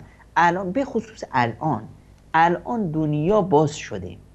الان دیگه نمیشه شما کسی رو بیایید مثل اون قدیما که مثلا تو افسانه ها میبودن که آقا بیا کوزه رو بیاره اینو تو کوزه زندانیش کن، بگو عجی مجی لا ترجی از این کوزه در نیا. این زمانه گذشت، کوزه شکست، این افسانه ها باطل شد، این زندگی مشترک شد، ما شدیم توی روستای کوچیک. همه جهان امروز از این عقلای متعفنی که تو تاجیکستان هستن دارن میخندن که آقا تو مشکلت آب و برق منطقه نیست، بدبختی های ملت نیست، بیکاری ملت نیست، دزدیان نیست، مشکلت با یه تیک پارچه است روی سر یک زن زحمتکشی بیچاره. خجالت هم نمیکشن واقعا. این به اصطلاح از لطف خداوند بر مؤمنان اینه که دشمنای مؤمنان یه مشت احمق نافهمن. حالا تو اومدی با حجاب در افتادی، ملت همه دارن مؤمن میشن. ملت اصلا به ریش تو و به عقل تو میخندن. نمیرم دانشگاه، خودم رو تو خونم میسازم، خودم رو تو همین، مگه همین ملت تاجیکستان نبودن 70 سال کمونیستی اینا رو نگذاشت حجاب بخونه به سرشون بذارن، نگذاشت که به اصطلاح تو مسجد داشته باشن، مسجداشون رو استبل کرد، قرآن رو منع کرد، فلان برای سرشون آورد. تو از همین ملت چی شد؟ از همین ملت وقتی که 70 سال بعد حکومت کمونیستی سقوط کرد، یکو ایمان بر اومد. اینا برای بچه های سلمان فارسی هن. جامعه ما، جامعه تاجیکستان، اینا به نواده های سلمان فارسی هن. سلمان فارسی از زندان پدرش تو اصفهان فرار کرد، خودش رو رسوند، بعد از 300 سال رسوند به مدینه منوره، پیامبر رو پیدا کرد، اسلام آورد. ما بترسیم که این برای بچه‌های ما ضایع میشن؟ نه خیر. تو همین جامعه تاجیکستان حالا ببینیم که این وضعیت هست. جوونی که میخواد ازدواج کنه کجا میره؟ جوونی که میخواد ازدواج کنه نمیپرسه که دختر مدرکش چیه. اولین سوالش عفت دختر است. میبینه که فلانی دختر محجبه پای بندی داره، میره اونجا، اون درو میزنه. بیشترین آماری که ما در تاجیکستان، در جهان، آمار انوثتی که داریم، دخترایی که از قطار ازشون گذشته، کدوما هستن؟ بیشترین آمار همون دخترای بی‌بند و بار هستن. متاسفانه خواستن با این راه بی شوهر برسن، شوهر رو از دست دادن، زندگی رو از دست دادن، کلن به اصطلاح درمونده شدن. اونایی دیگه که به اصطلاح پایبند بودن، بیشترین آمار ازدواج‌ها در این خانواده هست. بیشترین آمار جوانهایی که دنبال زن هستن، دنبال زن چی هستن؟ دنبال زن خانه هستن. زنی هستن که واسه بچه‌هاشون مادر باشه، برای به اصطلاح کدبانوی خانه باشه. زنی نمیخوان که به اصطلاح دوستشون باشه، دست به دست هم تو خیابونا ولو باشن، خیابونا رو متر کنن. این فقط برای عشرت و عشرت چند ماهی. بله، بعد از چی؟ بعد از 1 سال نگذشته طلاق. خب پس ما باید یک مقدار واقع بین باشیم. با فطرت نمیشه جنگید. هر انسانی، هر مردی یه ذره غیرت داشته باشه، قضیه ناموس براش مهم هست. اینه که میبینیم که به اصطلاح برنامه دیشب رو، اگر دوستایی که تماشا میکردن برنامه دیشبی که آقای انصاری داشتن در مورد کابوس بیکاری در تاجیکستان، واقعا غیرت رو میدیدی. جوون غیرتش رو ببین، این همه سختی رو در سرزمین هجرت میکشه، با همه این فلاکت ها این عزت نفس رو ببین. میاد از سر کار، پاهاش از شدت سرما پوست انداخته، حاضر نیست به مادرش بگه که به من سخت میگذره، میگه به من خیلی خوش میگذره. ملت ما این ملته، ملتی که عزت نفس داره، ملتی که غیرت داره.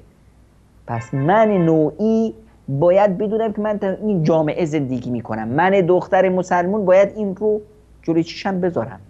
من توی یه جامعه زندگی میکنم که در این جامعه غیرت هست، انسانیت هست، فطرت بیدار هست.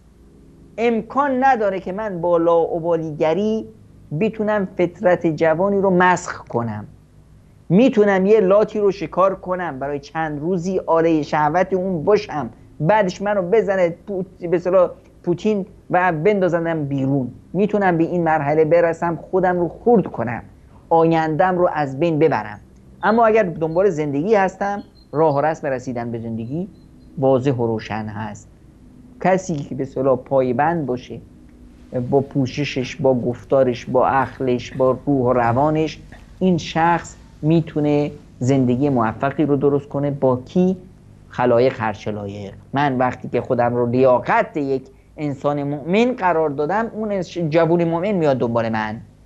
اما وقتی که خودم رو به اصطلاح شکلات باز کردم، خب مگسان که میان به اصطلاح بالای من، مگسی میاد یه لیسی میزنه میره، یه مگس دیگه میاد یه لیسی دیگه میزنه میره، و من میشم چی؟ یک به اصطلاح یک شکلات فاسد، یه چیزی به اصطلاح فاسد که یک هر لحظه جاروگر میاد منو جارو میزنه میندازه تو سطل اشغالی. جناب دکتر، من اگر بحث بخوایم خلاصه کنیم تا این موضوع بحث اجبار و جایی که انسان یک دختر مسلمان یا یک زن مسلمان سر دوراهی انتخاب قرار میگیره بین حجاب و غیر حجاب، آیا به نظر شما موردی وجود داره که یک زن مسلمان در راه انتخاب بین حجاب و یک مورد دیگر رو انتخاب بکنه و حجابش رو ترک کنه؟ اولا ما هیچ دوراهی نداریم. یه راه، اون چیزی که در ظاهر مثلا در جامعه گفته میشه. بله، ما همیشه یه راه داریم. قرآن کریم حرف از صراط المستقیم میزنه. صراط، راه رسیدن به بهشت یه راهه، دورا نیست. راههایی که این ور و اون ور هست اینا وسوسه های شیطانی است. این وسوسه های شیطانی راه های هلاکت منه. اینا منو میکشونه به چاله ها. پس من یه راه دارم و اون اگر میخوام که واقعا به سعادت برسم، سعادت دنیا و آخرت. اگه میخوای دنیا رو به دست بیاری باز هم مجبوری در به اصطلاح فطرت انسانی راه بری. من یه مثال ساده بهتون میزنم. دانشجویی داشتیم از دخترای چینایی. ایشون از اینجا در به اصطلاح دانشگاه پوشش اسلامی درست میپوشیدن. با همین پوشش اسلامی رفتن به کشورشون، از منطقه‌ای هستن که در اونجا مسلمان‌ها یک اقلیت بسیار بسیار ناچیزی هستن. ایشون با کفاءت خودشون شدن استاد دانشگاه اونجا، شوهرشون هم استاد همون دانشگاه. اونجا رفتن حجابشون رو ول نکردن. تمام شهر میگفت، تمام شهر چپ به من نگاه میکردن که این چه موجودی، از کجا اومد، یه انسانی از کره دیگه اومده. مردم بیچارا ندیده بودن این شکل و قیافه رو، این حجاب رو ندیده بودن. الان بعد از گذشت یه مدت زمان کوتاه چی شد؟ بیش از 30 تا از خانم‌های همین دانشگاه به دست ایشون اسلام آوردن و دارن همین لباس رو میپوشن. به اصطلاح هر به اصطلاح ترمی بیش از 50 تا 60 تا از دخترها دست همین خانم مسلمون میشن و همین حجاب رو میپوشن. جالبتر این که شوهرش میگفت که تو همین دانشگاه تعداد زیادی از خانم هایی که مسلمون نیستن حجاب دارن میپوشن. الان حجاب تو اون شهر بسیار عادی شده، تو اون دانشگاه خیلی خیلی عادی شده. حجاب این دختر خانم چون که هویتیشون بود، شخصیتیشون بود، حجاب داد میکشید که آهای جامعه، من مسلمونم، من با شما فرق میکنم، ببینید لباسم فرق میکنه، میخواید بدونید من کیم بیایید بپرسید. خب حجابش این صدا رو میداد، مردم جمع شدن، اومدن پرسیدن، خیلی هاشون مسلمون شدن. حالا اونایی که حجاب میپوشند و مسلمون نشدن، اونا چرا میپوشند؟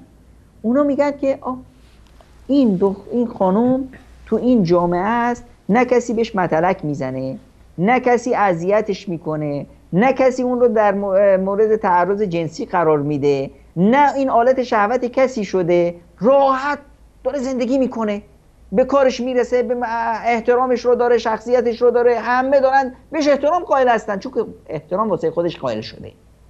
خب الان میگن که ما چرا همین کارو نکنیم؟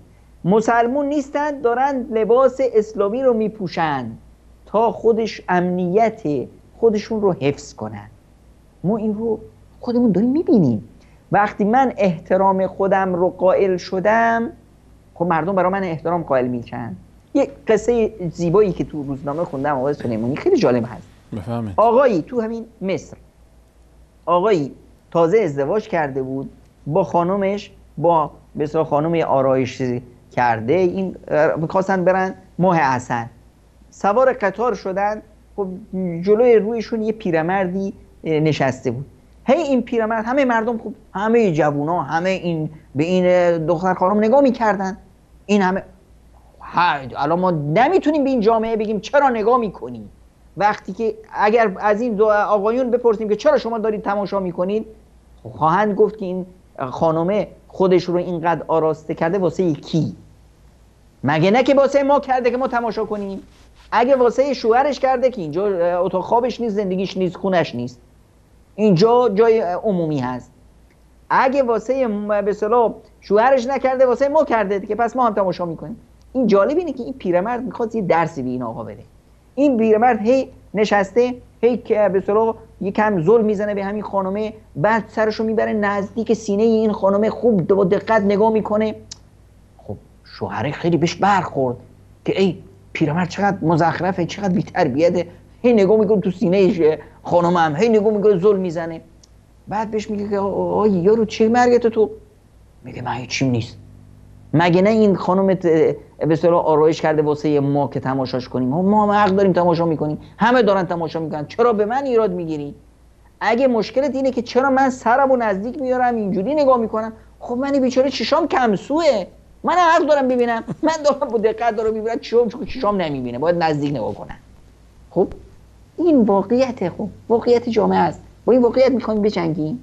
شما دختر خانومی که میای تو خیابونا ویراژ میدی، میایی نمیدونم اتکلو میزنی با به اصطلاح کفشای یه وجب میخ میزنی تو خیابون، تق تق تق تو را میری تو خیابون، یعنی چی؟ تق تق یعنی چی؟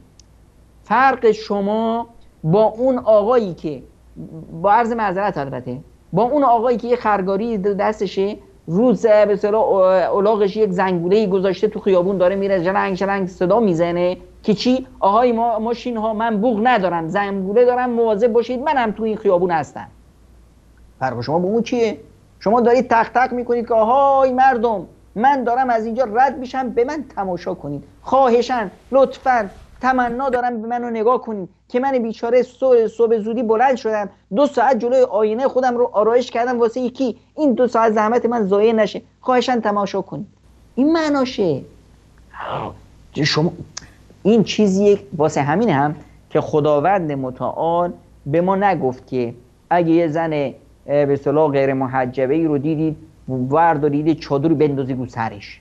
به ما نگفت که اگر یه زنی رو دیدید که کاکلش رو داده بیرون، یه قیچی به اصطلاح قیچی به اصطلاح که تو جا استفاده میکنن درخت‌ها رو میکنند و اینا رو درست میکنن، اون رو بگیرید به اصطلاح قیچی چمنزنی بیاید کاکل این خانم رو به اصطلاح درستش کنید.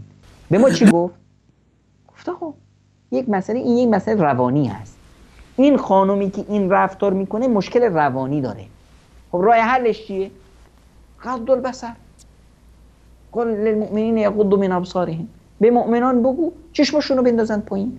شما وقتی چشمت رو انداختی پایین، زحمت 2 ساعته آرایش این خانم رو بهش بها ندادی. وقتی همه به من نگاه نمی‌کنن، من 2 ساعت زحمت میکشم میام خودم رو اینجوری به اصطلاح آرایش میزنم، هی کفشم رو میزنم به زمین، تق تق تق به من نگاه کنید، کسی به من توجه نمیکنه، خب فردا این کارو نخواهم کرد. خب این واقعیت هست. این قضیه روانی هست. مشکل روانی هست. مشکلی نیست که طرف میخواد شوهر پیدا کنه، مشکل اینه که این طرف مشکل داره، نتونسته فطرت انسانی رو بفهمه، نتونسته انسانیت رو خوب حلاجیش کنه. مشکلش اینجاست.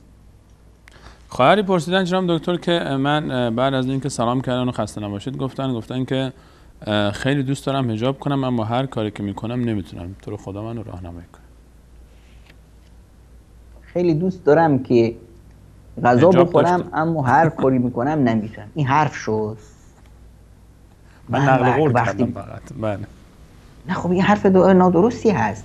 یعنی اینی که من دوست ندارم، من هنوز باور نکردم، من درک نکردم این چقدر برای من مفیده، من هنوز یه مشکل داخلی دارم، میخوام که حجاب کنم، اما خب اگه حجاب کردم مردا، خب اونایی که به من خوشم میاد که به من تماشا کنن، اونا دلاشون میشکنه، چه کار کنم؟ چرا من نگاه نکنم؟ این حرف شد. نه خیر، دلم میخواد حجاب کنم، پس من آزادم، باید این کارو بکنم. اگر دلم میخواد و نمی کنم، پس من هنوز برده خواسته های دیگران، هنوز من آله شهوت دیگران میخوام بشم. من مشکلم اینجاست. خانم عزیز، اگه واقعا شما میخواستید انجام میدادید. یعنی نمیخواد دیگه. خیر. دقیقاً. یعنی کمبود شخصیت داره. من یه چیزی که میخوام، هیچ لباسو میخوام بپوشم میپوشم، مردم چی میخوان بگن. دم در شما میتونید سر کوچه رو ببندید، اما نمیتونید دهن مردم رو ببندید. شمایی که تا دیروز حجاب نداشتید، این زن به اصطلاح گرگان گرسنه تماشا میکردند و لذت میبردند و طعنه میزدند، به اصطلاح نقل پاتوق جوانای لاابالی بودی، الان اگر حجاب بپوشی فکر میکنی این جوونا خوشحال میشن؟ خوشحال نخواهند شد. 100 تا بد و بیرا برات درست میکنن. اما تا کی؟ یه هفته هی زور میزنن تا بتونن که به اصطلاح همون به اصطلاح تماشای همون فیلم قدیم رو داشته باشن. وقتی بعد از یه هفته ناامید شدن، میگن ای با خدا رحمتش کنه، خدا بیامرزه پدر مادری که همچین دختری رو به اصطلاح تربیت کردن. همینها به شما احترام خواهند گذاشت. خانم‌های عزیز، یه مثال براتون میگم و این رو هر روز ما داریم میبینیم. تو خیابون که میریم، تو صف نونوایی که هستیم، تو نمیدونم بیمارستان که هستیم، ببینید همه تو صف نشست ایستادیم تو داروخونه، به اصطلاح دنبال به اصطلاح منتظریم که دارو به ما بدن. خب از اون ور یک خانم به اصطلاح با حجاب میاد داخل. تا میاد همه این مردا که اینجا هستن بیه دیگه اشاره میکنن را باز کنید، خانم تشریف آوردن، بفرمایید بفرمایید. همون کسی که اونجا هست چون این طرف احترام خودش رو داشته، تمام جامعه احترام براش قائل هستن. تمام جامعه این شخصیت بزرگی که واسه خودش ارزش قائل رو براش ارزش قائلن. در همین جا که ما هستیم یه خانومی میاد، یه دختر خانم دانشجو با لباسی که نمیدونی این لباس پسرونه است یا دخترونه، با کاکل زده بالا، چی میشه؟ هیچی، کسی کنار نمیره، هیچی. تا این دختر خانم میاد وای میسه، 5-6 تا پیرمرد زوار در رفته و جوون و اینا میان خودشون رو نزدیک و نزدیکتر میکنن. کسی بتونه یک دستی بزنه، کسی میتونه یک نگاهی کنه. اون کسی که به اصطلاح اول صف بود به خاطر اینکه وقت بیشتر به اصطلاح طی کنه، میاد صف تو به اصطلاح فرصت تماشا بیشتر داشته باشه. چرا؟ این طرف برای خودش ارزش قائل نبود، احترام قائل نبود. در ثانی جامعه هم براش ارزش قائل نیست، احترام قائل نیست. همون مثال شکلاته. شکلاتی که اومد پوستش رو گذاشت کنار، هیچ کسی از بهش نگاه نمیکنه، هیچ کسی بهش براش احترام قائل نیست. هیچ کسی، همه میخوان که مگس باشن، یه لاس بزنن، فقط همین. خیلی ممنونم. منم یک نصیحت برادرانه بکنم به این خواهر و تصمیم اینو که گرفتید نترسید دیگه ازش، انتظارم نداشته باشید که به هر حال یک عده‌ای که خوششون نمیاد که دیگران اونگونه‌ای که دوست دارن زندگی بکنن و شاید احترام نذارن به اونها، چیزی به شما نگن، طبیعتا هست دیگه. این صفت رو فراموش نکنید. ولا یخافون فی الله لومة لائم. یکی از صفات اون کسانی که الله تعالی میفهمند من اونها رو دوست دارم و اونها هم منو دوست دارن. در آیه 54 سوره مائده میفرماید ولا یخافون لومة لائم. اینا از سرزنش هیچ سرزنش کننده و ملامتگری نمیترسن. من خودم موقعی که دوست داشتم ریش بگذارم گذاشتم، انقدرم فحش شنیدم، انقدرم توهین شنیدم، هنوزم دارم میشنوم، ولی وقتی که کار ارزشمند باشه برام و خوشحالم هستم از اینکه این ریشم رو شبیه کردم به رسول صلی الله علیه و سلم و وقتی که فحشم بشنوم خوشحال میشم از اینکه به خاطر اتباع از رسول صلی الله علیه و سلم به من اهانت میشه، نه به خاطر قیافم شبیه یک کافری، یک اروپایی، یا الان اسم اروپا و آمریکا نگیریم، کلا یک کافر فاسقه فاجری که شب و روزش معلوم نیست چطور میگذره، قیافه‌ام مثل اون بکنم. من فحش شنیدن به خاطر این کار رو براش ترجیح میدم تا تعریف و تمجید شبیه شدن به یک کافر و غیر مسلمانی که شب و روزش معلوم نیست چطوره، که بگن به به چه قیافه‌ای داره، چه تیپی زده، مدل موشو نگاه کن، لباساشو نگاه کن، چقدر شبیه فلانی شده. آدم ترجیح میده شبیه اولیای خدا بشه، فحش بشنوه، ولی شبیه دشمنان الله تعالی و فاسقین و فجار نشه به قصد اینکه ستایش بشه و مورد تمجید قرار بگیره. جناب دکتر قبل از اینکه وارد موضوع خوشگلی و زیبایی مسائل بشین، یه موضوع دیگه هم شما اشاره کردید، شخصیت زن مسلمان رو گفتید که زن مسلمان زنیه که فعال، با نشاط، مفید، مثمر، ثمر در جامعه است. آیا این میتونه دلیلی باشه برای اینکه یک زن مسلمان در هر فضایی که دوست داشت داخل بشه، وارد بشه، به هر کسی که دوست داشت سلام علیک بکنه، بنشینه، همکار این همکارمه، این هم نمیدونم مدیر اداره‌مه، این رفیق همکاره، این دوست سفره قضیه به اصطلاح اختلاط با دیگران، هر چیزی همونطور که اول اشاره کردیم جای خودش زیبنده است. من زن مسلمون میدونم توی جامعه هستم و من یه انسان هستم، طرف مقابل من هم یه انسان هست، من یه خواهشاتی دارم، اونم یه خواهشاتی داره. جامعه همش که به اصطلاح اولیاء الله که نیستن، جامعه همش فرشته نیستن. پس من باید یک مرزبندیایی واسه خودم رعایت کنم. چرا؟ چون که من نمیخوام که به اصطلاح نقل مجلس مردم باشم. من نمیخوام که مردم بیان با ناموس من، با حیا و غیرت من، با نام من بازی کنن، هر جا حرف بشه. تازه من یک شخص در واقع در جامعه انسانی، یک شخص فرد رها از همه جدا بافته، تافته جدا از هم بافته نیست. من متعلق هستم به یه فامیل. بدی من زشته برای همه فامیل من، به خصوص دختر خانومی که روش حرف رفت دیگه، نه اینکه تنها زندگی خودش رو خراب کرده، کل فامیل رو زیر سوال برده. پدر، مادر، خواهرها، برادرها، خویشان همه زیر سوالن. همه دوش اشاره میشه اینو میدونی این پسر عموی فلانیه، همون دختری که روش حرف هست. پس من مسئولیت دارم که نه تنها مسئولیت خودم رو حفظ کنم، مسئولیت این جامعه بزرگی که من متعلق به اون هستم، این فامیل، اینم من مسئولش هستم. ببینید کسی که یه برادر کج رفت، یه خواهر کج رفت، کل اون خانواده متضرر میشه. واسه اینه که اخلاق و رفتاری که اسلام گذاشته همه این مسائل رو مد نظر داشته. پس وقتی که من میخوام با کسی خب در محیط کار هستم، باید این مرزبندی هایی برای خودم داشته باشم. این مرزبندی ها در واقع عنوان شخصیتی منه. اگه من تو این مرزبندی هام کم آوردم، دیگه انتظار داشته باشم که دیگران خوب سوء استفاده کنن. اگه من یک قدم اومدم پایین، دیگران دیگه خیلی میان پایین. اگه من کمرم رو کج کردم، کسی اومد سوار شد، دیگه نباید یاد بگیرم که چرا سوارم شدی.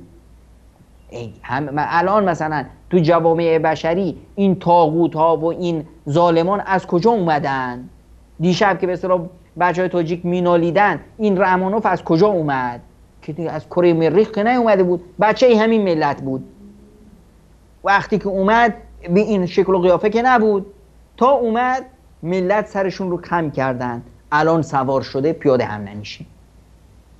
ما هم همین کارو کردیم، سرمون رو خم کردیم، آخوندا سوار شدن میگن آقا ما پیاده نمیشیم. سواری خیلی خوبه. خب پس مشکل از منه.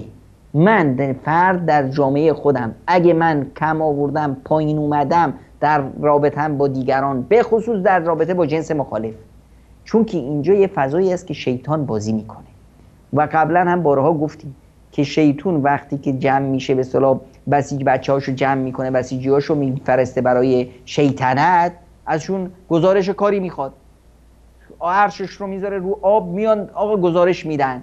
بهترین و عزیزترین و به اصطلاح شخصی پیش شیطان کیه؟ اونی که تونسته یک خانواده رو به هم بزنه، یه زن و مردی رو از هم جدا کنه. خب منی که میخوام، اگه دخترم، خب میخوام که شوهر واسه خودم پیدا کنم، این هرگز نباید اجازه بدم که رفتارم به جایی برسه که کسی بتونه رو من حرف بسازه. حرف ساخته شد، بازارم کساد شد. اگه من همسر دارم، خانواده دارم، نباید رفتارم، شیوه برخوردم با دیگران، پوششم، نشست و برخاستم این طوری باشه که روم حرف سبز بشه. حرف سبز شد، شوهرم رو از دست دادم و همینطور. پس این مرزبندی هایی که شریعت مطهر اسلام گذاشته، این شریعت اسلام برخواسته از نیازهای جامعه هست، برخواسته از یک تزکیه و سازندگی است برای این جامعه. این به اصطلاح فرامین من درآوردی نیست. این فرامین کاتالوگی هست که اون پروردگاری که منو انسان رو ساخته و من رو میشناسه و تمام شخصیتی من، فطرت من ساخته و پرداخته اون هست، اون خداوند اینا رو قرار داده. خیلی بده که وقتی من میگم که آقا من رفتم یک موبایل خریدم، توی کاتالوگ نوشته بود آقا اینو تو آب نذار. من خوشم میاد تو آب بذارم. خب تو آب گذاشتم دیگه باید انتظار داشته باشم که بسوزه. اما اینی که من تو آب بذارم بخوام نسوزه، این بس مشکل پیش من است. مشکل توی به اصطلاح کاتالوگ نیست، روی کسی هم نیست که موبایل رو ساخته و روی خود موبایل هم نیست. مشکل با منه. منی که میخوام اونطوری که به اصطلاح هست رفتار کنم. این رو به اصطلاح پیامبر اکرم صلی الله علیه و سلم این گونه افراد رو با عرض معذرت چی مینامن؟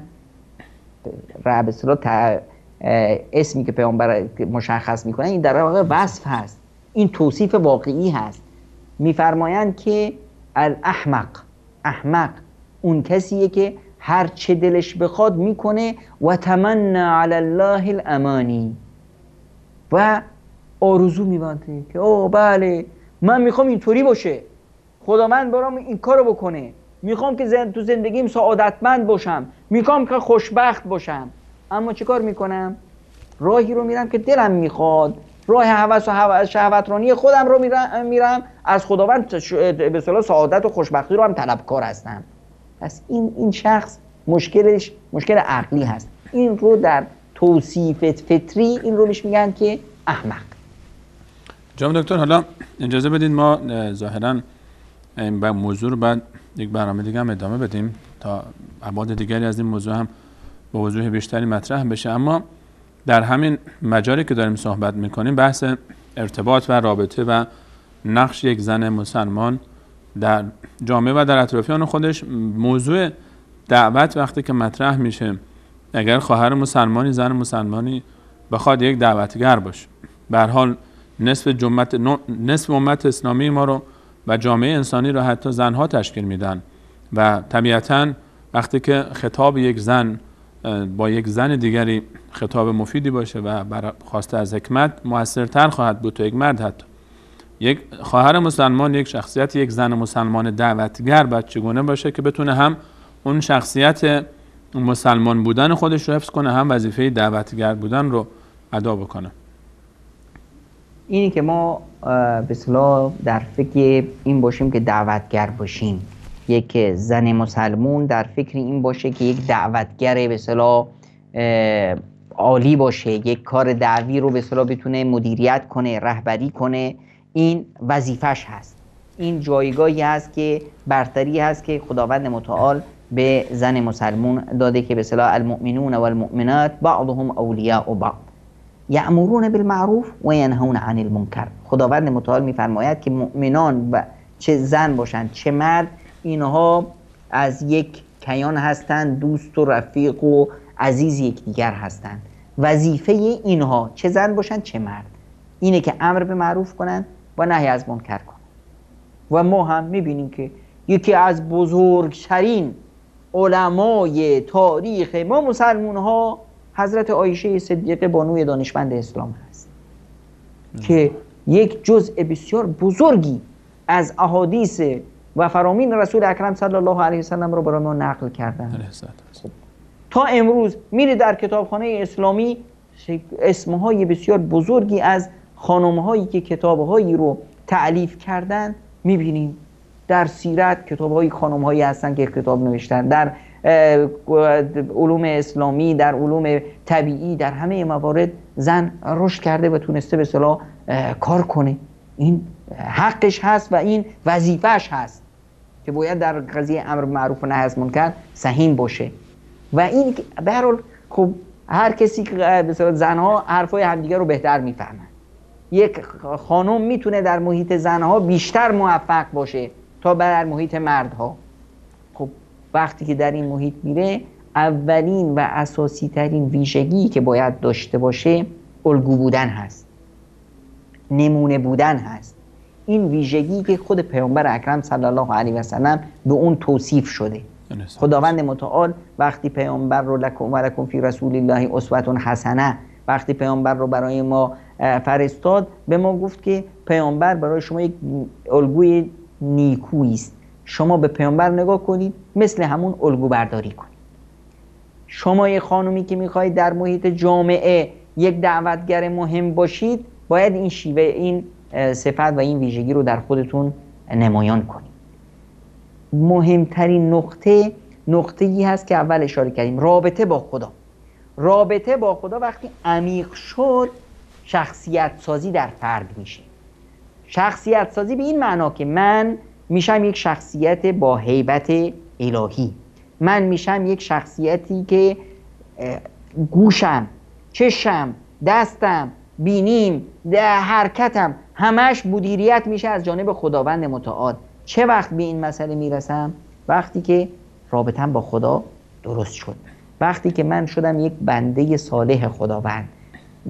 یکی از وسایلی که منو به این هدف میتونه برسونه کثرت نماز و نوافل هست، ذکر خداوند. ذکر خداوند وقتی میگیم الا به ذکر الله تطمئن القلوب، ذکر خداوند این نیست که ما بگیریم یه تسبیح 200,000 به اصطلاح دونه‌ای ورداریم و هی بگیم سبحان الله سبحان الله، صبح تا بعد شب بشینیم نه کاری نه زندگی نه حرکتی، نشستیم چیکار میکنیم؟ سبحان الله سبحان الله میگیم. نه خیر، ذکر خداوند یعنی برنامه زندگی به شیوهی که خداوند میخواد.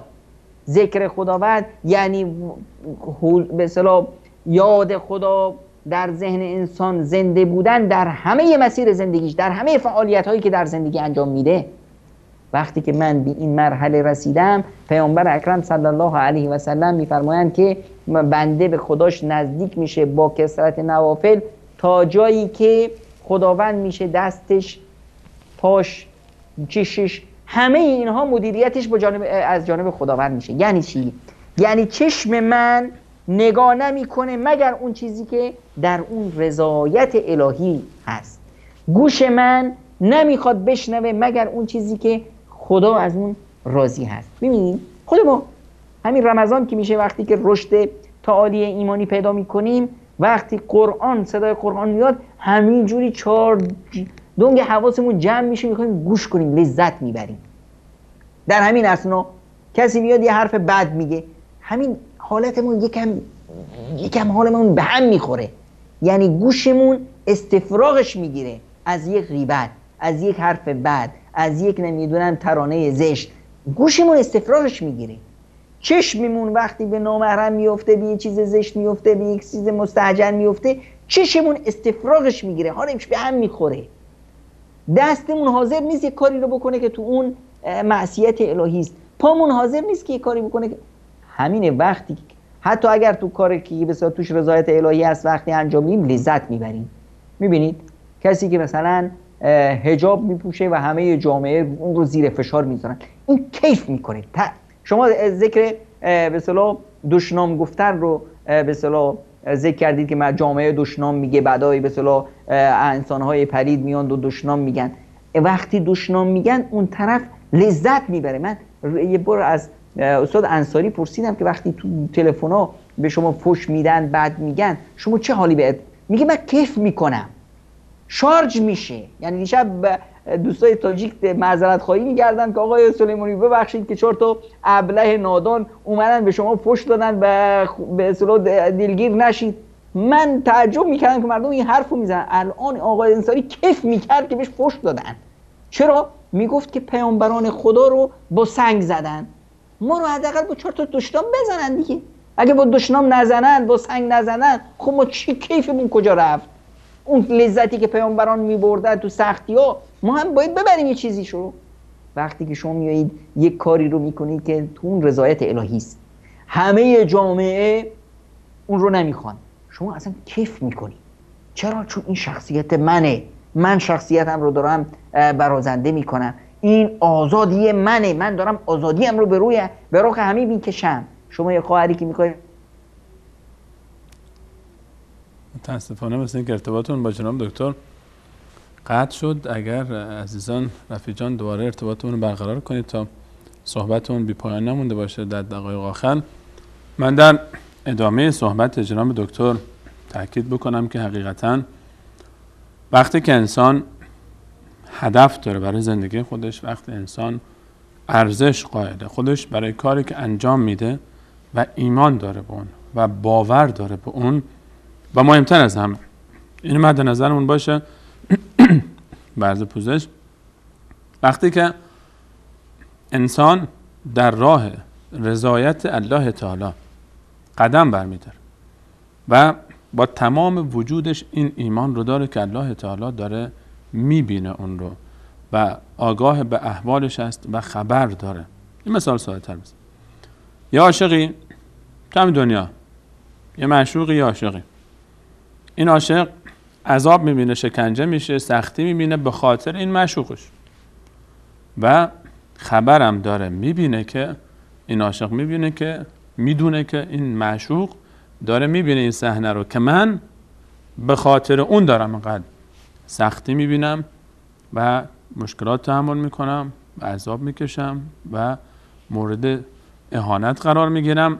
این خود این تحمل این مشکلات دلیل بر یکی از دلایل صداقت در محبت و لذت میبره از همین.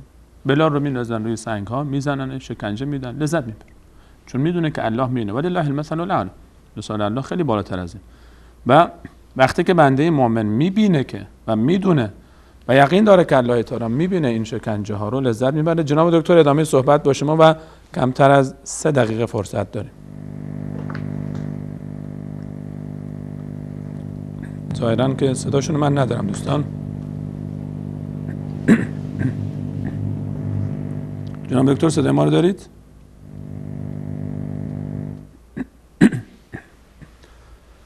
تا ارتباطمون با جناب دکتر برقرار بشه من صحبت رو به هر حال جمع بکنم که در راه دست یافتن به رضایت الله تعالی